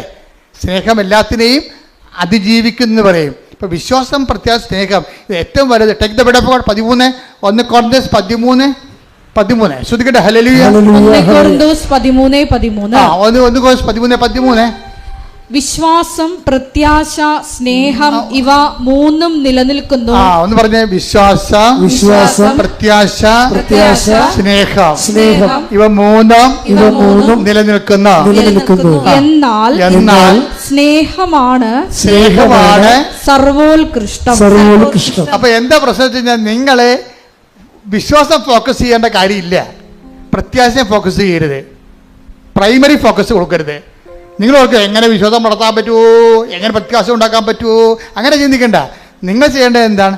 സ്നേഹത്തെ അഡ്രസ്സ് ചെയ്യണം. അതിനാവശ്യത്തിന് ഏറെ പ്രോഗ്രാം ഉടമ്പടിയിലുണ്ട്. നിങ്ങൾ ചെയ്യുന്ന എല്ലാ കാര്യവും ദൈവസ്നേഹത്തിൻ്റെ ആ ഓരോ സ്റ്റെപ്പ് കൂടുന്നുണ്ടോ നോക്കിയാൽ മതി. എല്ലാ കാര്യവും ചെയ്യേണ്ടത് എന്താണ്? ദൈവസ്നേഹത്തോടെയാണ് ചെയ്യേണ്ടത്. അതൊക്കെ പ്രാർത്ഥിക്കുമ്പോൾ ചെയ്യേണ്ടത് എന്താണ്? IELTS പാസ്സാകണേ, വസ്തുവിക്കാൻ പറ്റണേ, മകളെ കെട്ടിക്കണമെന്ന് പറഞ്ഞുകൊണ്ട് ആക്രാന്തം കാണിക്കരുത്. ദൈവസ്നേഹം കൂടണമെന്നാണ് പറയേണ്ടത്. പകരം വേണ്ടത് എന്താണ്? ദൈവസ്നേഹം. ഒന്ന് പറഞ്ഞേ. കർത്താവേ, എന്റെ നിയോഗങ്ങളില് ഞാൻ എഴുതിയിട്ടിരിക്കുന്ന കാര്യങ്ങളില് നടക്കുന്ന പുരോഗതിയേക്കാൾ എന്റെ ജീവിതത്തില് ദൈവസ്നേഹത്തിന് പുരോഗതി ഉണ്ടാകാൻ ഓരോ ദിവസവും ഞാൻ ചെയ്യുന്ന പ്രവർത്തനങ്ങളെ എന്നെ അഭിഷേകം ചെയ്യണമേ. ചേർത്തല ബസ് സ്റ്റാൻഡിൽ ചെന്നപ്പോഴേ അവിടെ ഒരു കൃപാസനം പത്രം അവിടെ ഒരു റെയിൽവേ സ്റ്റേഷനിൽ ബെഞ്ചിലിരിക്കണ. അപ്പോൾ ഉടനെ ജോജിയുടെ തൊണ്ടയിടറി എൻ്റെ അമ്മേ എന്ന് വിളിച്ചു. എന്താ കാര്യം? അത് ഒരു കൃപാസനം പത്രം അനാഥമായിട്ട് അവിടെ ഇരിക്കുമ്പോൾ അദ്ദേഹം അത് എടുത്തിട്ട് കൊണ്ടുപോയി അത് അർഹമായ കരങ്ങളിൽ കൊടുത്തിട്ട് അമ്മയെക്കുറിച്ച് സംസാരിച്ച് അയാളെ കൊണ്ട് ആ ഉടമ്പടി എടുപ്പിക്കാൻ പറ്റുന്ന പരുവത്തിലാക്കിയിട്ടാണ് ചേർത്തലിൽ നിന്ന് പോയിരിക്കണത്. അത് പറയുമ്പോൾ ഈ മനുഷ്യൻ നിന്ന് കരയണിവിടെ. അതാണ് ദൈവസ്നേഹം എന്ന് പറയണത്. നിങ്ങൾ സാക്ഷ്യം കേട്ടാൽ മനസ്സിലാകും. ഈ പത്രം അനാഥമായി കിടക്കണ കണ്ടപ്പോൾ കരഞ്ഞു പോയൊരു മനുഷ്യനാണ്. ഞാൻ ചോദിച്ചു, ഇതെല്ലാം ചെയ്യണത് ദൈവസ്നേഹത്തോടെയാണ്. അല്ല ആക്കാനും വേണ്ടി ഒക്കാനിക്കണ പോലെ കുമ്പസാരക്കൂടിൻ്റെ അടിക്കൊണ്ട് തട്ടിവെച്ച് ഓടിക്കളഞ്ഞ പാർട്ടിയല്ല ഇത്. അങ്ങനെയുള്ള കണ്ടാമൃഗങ്ങൾ ഉടമ്പടി എടുത്തിട്ടുണ്ട്. ഇത് കൊടുക്കുമ്പോൾ ഒരു മിനിമം ദൈവസ്നേഹം നമ്മൾ തന്നെ ഗ്യാരണ്ടി ചെയ്യണം. ഇതെല്ലാം ചെയ്യണ കാര്യങ്ങളാണ്. എന്താണ്? കർത്താവെ, ഇത് വായിക്കുമ്പോൾ അങ്ങേ അറിയാത്തത് അറിയുവാനും കഠിന മാനസ്ഥരുള്ളവർ മനസ്സാന്തരപ്പെട്ടുകൊണ്ട് കർത്താവിനെ സ്വീകരിക്കാനും അവരുടെ ജീവിതത്തിൽ വിശുദ്ധിയും ദൈവസ്നേഹവും പുലരുവാനും അവർ സുവിശേഷ സാക്ഷിയാകുവാനും അങ്ങനെ ദൈവത്തെക്കുറിച്ച് ചിന്തിച്ചാണ് ഓരോ ശുശ്രൂഷയും നമ്മൾ ഉടമ്പടി ചെയ്യുമ്പോഴാണ് നമ്മൾ എംപവർ ആകണത്. എംപവർ എന്താണ്? ഈ മനുഷ്യൻ അതുകൊണ്ടാണ് അയാളെ ഉപ്പ് വിദ്യാഭ്യാസം ഇട്ട് വെച്ചും നേരെ ചെന്ന് സാറിനോട് പറയണം, സാറേ എൻ്റെ സർട്ടിഫിക്കറ്റിൽ എൻ്റെ പേരിന് പകരം വേറെ പേരാ കിടക്കണത്, അതുപോലെ തന്നെ എൻ്റെ വീട്ടുപേരിനും തെറ്റുണ്ട്, ഞാൻ ഗതി പിടിച്ചിട്ടില്ല എന്ന് പറയുമ്പോൾ നിങ്ങൾ ഇന്ന പേപ്പർ കൊണ്ടുവന്നിട്ടുണ്ടോ? ഉണ്ട് സാറേ എന്ന് പറയും. അതായത് ഒറ്റ ദിവസത്തിനുള്ള ആ സബ്ജക്റ്റ് തിരുത്തി കൊടുക്കും. 20 കൊല്ലം ജോജി പറഞ്ഞ 15 ദിവസം എടുത്തോളെന്ന് പറഞ്ഞ 15 ദിവസം എടുത്തോളെന്ന് പറഞ്ഞ അതെല്ലാം വാങ്ങിക്കാനൊക്കെ ഒറ്റ ദിവസം എടുത്തു. പക്ഷെ 15 ദിവസത്തിനുള്ളിൽ അയാൾ ചെയ്തിട്ട് 20 കൊല്ലം നടക്കാഞ്ഞ കാര്യമാണ് 15 ദിവസത്തിനുള്ളിൽ നടന്ന് കൈ കിട്ടണത്. അതായത് നമ്മൾക്ക് എംപവറായി കഴിഞ്ഞാലേ നമ്മളിപ്പോൾ ദൈവത്തിന് തോന്നണം നമ്മൾ ദൈവത്തിൻ്റെ പുള്ളിയാണ്. അല്ല, നിങ്ങളുടെ വയറ്റിപ്പഴപ്പിന് വേണ്ടി ഇങ്ങനെ അലഞ്ഞു കെട്ടി ആലപ്പുഴ നടക്കണപ്പോൾ തോന്നരുത്. അത് വയറ്റിപ്പഴപ്പിന് വേണ്ടിയേ അലഞ്ഞു കെട്ടി ആലപ്പുഴ നടക്കണം ദൈവത്തിന് തോന്നരുത്. ദൈവത്തിന് വേണ്ടി നമ്മൾ തയ്യാറാക്കി അരമുറുക്കി ഇറങ്ങിയിരിക്കണം ദൈവത്തിന് തോന്നിയാൽ പടപടാന്ന് നടക്കും ഈ സംഭവം. അതെന്താണ്? അത് അവസാനം വരെ ഇരിക്കും. നീ കയറി ചെല്ലുന്ന ഇടങ്ങളിൽ കർത്താവ് എന്താ പറഞ്ഞത്? ഇതാ സർപ്പങ്ങളുടെയും തേളുകളുടെയും ശത്രുവിൻ്റെ സകല ശത്രുക്കളുടെ മേൽ ചവിട്ടി നടക്കാൻ ഞാൻ നിനക്ക് അധികാരം നൽകുന്നു. അപ്പം നിനക്ക് വിശ്വാസം മൂക്കുന്നതനുസരിച്ച് ദൈവസ്നേഹം വർദ്ധിക്കുന്നതനുസരിച്ചുകൊണ്ട് നിനക്ക് ദൈവത്തിന്റെ അധികാരമാണ് വർദ്ധിക്കണേ. കൈയടിക്കട്ടെ.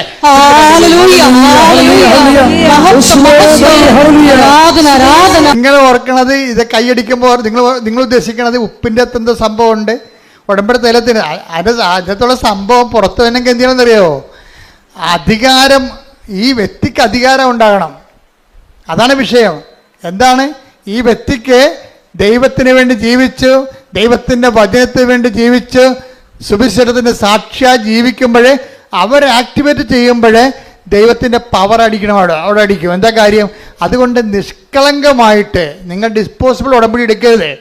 നിങ്ങളുടെ IELTS പാസ്സായി ഇനി വീട്ടിൽ കുത്തിയിരിക്കാമെന്ന് പറഞ്ഞുകൊണ്ട് അതാണ് ഡിസ്പോസിബിൾ ഉടമ്പടി. വസ്തു വിറ്റ് ഇനി എന്താ പ്രശ്നം? തീർന്നു. ഇനി എന്താ പ്രശ്നം എന്ന് ഇനിയാണ് പ്രശ്നം മൊത്തം ഉള്ളത്. ദൈവത്തിൽ നിന്ന് വല്ലതും വാങ്ങിച്ചു പോയിട്ടാ പിന്നെ ഇപ്പോൾ ഓർക്കേണ്ട എന്താണ്? ദൈവത്തിൻ്റെ ചൈതന്യത്തിന് നിങ്ങൾ മറുപടി പറഞ്ഞുകൊണ്ടിരിക്കണം. അല്ലെങ്കിൽ നിങ്ങൾ കാര്യം കാണാൻ വേണ്ടി കർത്താവിനെ ദുരുപയോഗിച്ച പോലെ ഇരിക്കും.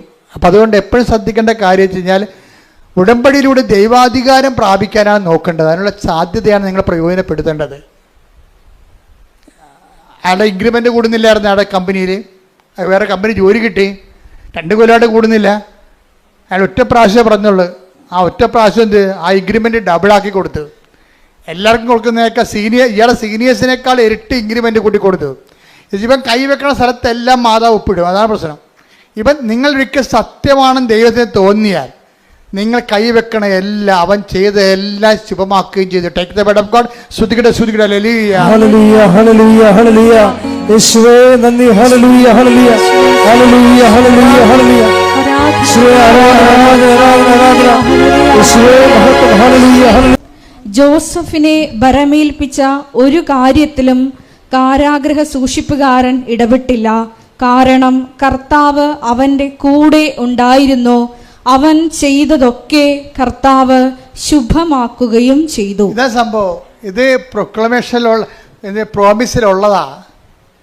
ദൈവമായിട്ട് നിന്ന് ജീവിച്ച് ദൈവത്തിന് എങ്ങാനും കണ്ണി പിടിച്ചു പോയാൽ പിന്നെ തിരിഞ്ഞു നോക്കേണ്ടി വരത്തില്ല. പിന്നെ എന്താ നിലപാടെന്താ? അവൻ എന്താ ജോസഫിനെ കുറിച്ച് എന്താ എഴുതിയിരിക്കണം എന്ന് ചോദിക്കേ. ഉൽപ്പത്തി 39:23 വായിച്ചേ ഒന്നുകൂടി. ജോസഫിനെ ഭരമേൽപ്പിച്ച ഒരു കാര്യത്തില് കാരാഗൃഹ സൂക്ഷിപ്പുകാരൻ ഇടപെട്ടില്ല. കാരണം എന്താ? കർത്താവ് അവന്റെ കൂടെ ഉണ്ടായിരുന്നു. അവൻ ചെയ്തതൊക്കെയും കർത്താവ് ശുഭമാക്കുകയും ചെയ്തു.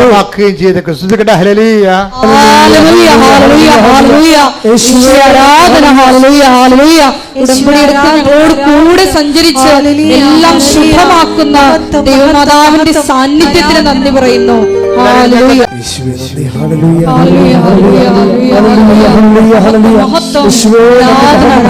രോഗസൗഖ്യ പ്രാർത്ഥനയിലേക്ക് നമ്മൾ പ്രവേശിക്കുകയാണ്. അച്ഛൻ വിവിധമായ രോഗങ്ങളെ ശാസിച്ച് കർത്താവിന്റെ നാമത്തിൽ ഉച്ചാരണം ചെയ്യുന്ന പ്രാർത്ഥന ചെല്ലുമ്പോൾ നിങ്ങൾ സ്തുതിച്ചുകൊണ്ടിരുന്നാൽ മതി. ഇവിടെ പ്രാർത്ഥിക്കുന്നവരിൽ ഓൺലൈനിൽ പ്രാർത്ഥിക്കുന്നവരൊക്കെ ഇപ്പോഴും പരിശുദ്ധ അമ്മയുടെ മാധ്യസ്ഥത്തിലെ കൃപാസ്ഥാനത്താറ് ജീവനോടെ പ്രത്യക്ഷപ്പെട്ട പരിശുദ്ധ അമ്മയുടെ മാധ്യസ്ഥത്തിലെ ഈശോയുടെ നാമത്തിലെ ദൈവിക ശാസന പ്രാർത്ഥനയുടെ സമയമാണ്. ശ്രദ്ധിക്കട്ടെ. Hallelujah hallelujah hallelujah hallelujah hallelujah hallelujah.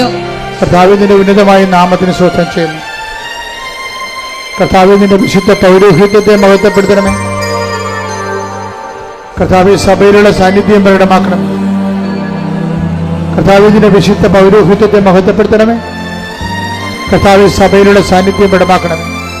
39 വർഷം ഞാൻ അർപ്പിച്ച കുർബാനയുടെ യോഗ്യതയാൽ കൃപാസ്ഥാനത്താറെ ജീവനോടെ പ്രത്യക്ഷപ്പെട്ട പരിശുദ്ധ അമ്മയുടെ മാധ്യസ്ഥതയിലെ കർത്താവിൻ്റെ അവകാശവും ഓഹരിയുമാകുന്ന തിരുസഭയിലെ ഇവിടെ കൂടിയിരിക്കുന്ന എല്ലാ മക്കളുടെ മേലും ഓൺലൈനിൽ പ്രാർത്ഥിക്കുന്നവരുടെ മേലും കർത്താവിന്റെ തിരുമുറുപാടുന്ന വലതുകരം അടിപ്പഴ പോലെ വൈദാഖലം പോലെ ദൈവികമായ ശക്തി നിങ്ങളിൽ നിറഞ്ഞു നിൽക്കട്ടെ എന്ന് പ്രാർത്ഥിക്കുന്നു. മാർഗരോഗങ്ങള്, തീരാവ്യാധികള്, ജീവദുരിതങ്ങള് യേശുവിന്റെ നാമത്തിൽ, മാർഗരോഗങ്ങള്, തീരാവ്യാധികള്, ജീവദുരിതങ്ങള് യേശുവിന്റെ നാമത്തിൽ മാറിപ്പോകട്ടെ എന്ന് പ്രാർത്ഥിക്കുന്നു.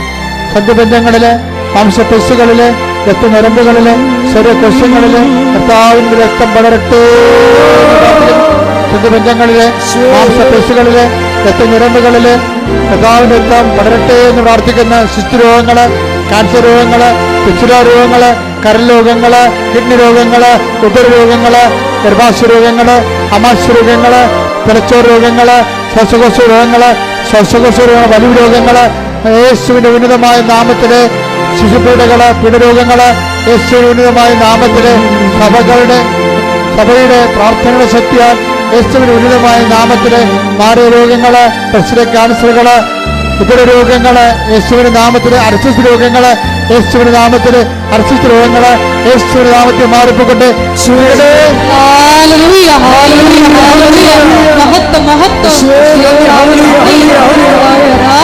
മക്കളെ, പരീക്ഷ എഴുതുന്ന കുഞ്ഞുങ്ങള്, പരീക്ഷ റിസൾട്ട് പ്രതീക്ഷിക്കുന്ന കുഞ്ഞുങ്ങള്, അവർക്ക് ഉപരി വിദ്യാഭ്യാസത്തിന് ആവശ്യമായ റിസൾട്ടുകൾ ലഭിക്കുന്നതിന് വേണ്ടി ദൈവത്തിന്റെ കരുണയ്ക്ക് വേണ്ടി പ്രാർത്ഥിക്കുന്ന, അതുപോലെ തന്നെ വസ്തു വിൽക്കാൻ ആഗ്രഹിക്കുന്നവർ, വിറ്റുമാറാത്തവർ, അതിൻ്റെ പേരിൽ കടങ്ങൾ പരിഹരിക്കാൻ പറ്റാത്തവർ, ജപ്തി നടപടികൾ നേരിടുന്നവർ, ജോലിക്ക് ഇൻ്റർവ്യൂ ടെസ്റ്റ് അതിനൊക്കെ പോകുന്നവരെ, അതിന് റിസൾട്ട് പ്രതീക്ഷിക്കുന്നവർ ഒക്കെ ഇപ്പോൾ സമർപ്പിച്ച് പ്രാർത്ഥിക്കുന്ന സമയമാണ്.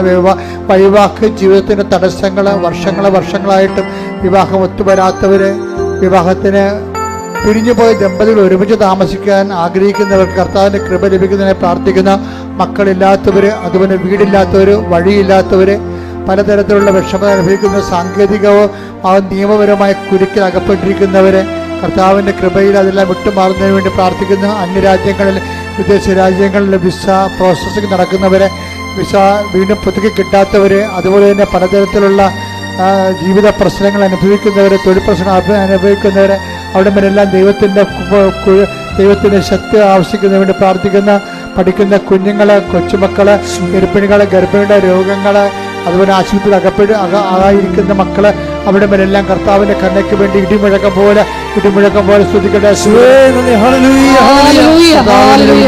നാമത്തിന് സ്തോത്രം ചെയ്യുന്ന കർത്താവിന്റെ വിശുദ്ധ പൗരോഹിത്യത്തെ മഹത്വപ്പെടുത്തണമേ. കർത്താവ് സഭയിലുള്ള സാന്നിധ്യം പ്രകടമാക്കണമേ. 39 വർഷം അർപ്പിച്ച കുർബാനയോഗ്യതയാ ജോലിയില്ലാത്തവര്, വീടില്ലാത്തവര്, വെളിച്ചമില്ലാത്തവര്, വഴിയില്ലാത്തവര് കർത്താവ് എല്ലാ തരത്തിലുള്ള തടസ്സങ്ങൾക്ക്, ജപ്തി നടപടികളെ, സാമ്പത്തിക കടങ്ങളാൽ കുട്ടികൾ വരുമാന മാർഗമില്ലാത്തവർ, ജീവിതമാർഗം മുട്ടിപ്പോയവര്, കർത്താവ് സാമ്പത്തിക കടങ്ങൾ അവകാശിക്കുന്ന കടക്കാർ, കടം കൊടുത്തുവിട്ടായില്ലാതെ കർത്താവ് നാടുവിട്ടു പോയാലെന്ന് ചിന്തിക്കുന്നവർ, ഇങ്ങനെ വ്യത്യസ്തങ്ങളായ ജീവിത രീതികളിൽ ബാങ്ക് ജപ്തികളും നടപടികളുടെ സാമ്പത്തിക നടപടി നേരിടുന്നവര്, പോലീസ് നടപടി നേരിടുന്നവരെ, കോടതി നടപടി നേരിടുന്നവരെ യേശു ക്രിസ്തുവിന്റെ ഉന്നതമായ നാമത്തില് മാർഗതടസ്സങ്ങള് യേശുവിന്റെ നാമത്തിൽ മാറിപ്പോകട്ടെ. ദൈവമാതാവിന്റെ മധ്യസ്ഥയില് ദിവ്യകാരുണ്യ സന്നിധിയിൽ നമുക്ക് സമർപ്പിച്ച് പ്രാർത്ഥിക്കാം. ദൈവ സ്നേഹമാണ് ഏറ്റവും വലുതെന്ന് തിരുവചനത്തിലൂടെ ഈശോ വെളിപ്പെടുത്തുകയായിരുന്നു. ദേവാലയത്തിലേക്ക് കയറുമ്പോൾ സൂക്ഷ്മതയുള്ളവനായിരിക്കണം എന്ന തിരുവചനത്തിലൂടെ ഉടമ്പടി നിബന്ധനകള് വിശ്വസ്തതാപൂർവം സൂക്ഷ്മതയോടെ പാലിക്കുവാൻ വലിയ അഭിഷേകം ഞങ്ങൾക്ക് തരണമേ എന്ന് പ്രാർത്ഥിച്ചുകൊണ്ട് ശിരസ് നമിച്ച് നമുക്ക് ദിവ്യകാരുണ്യ നാഥന്റെ ആശീർവാദം സ്വീകരിക്കാം. പരിശുദ്ധ പരമ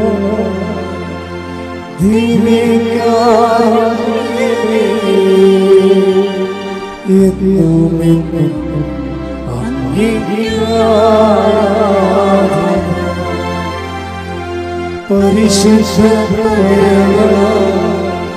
ദിവ്യകാരുണ്യമേ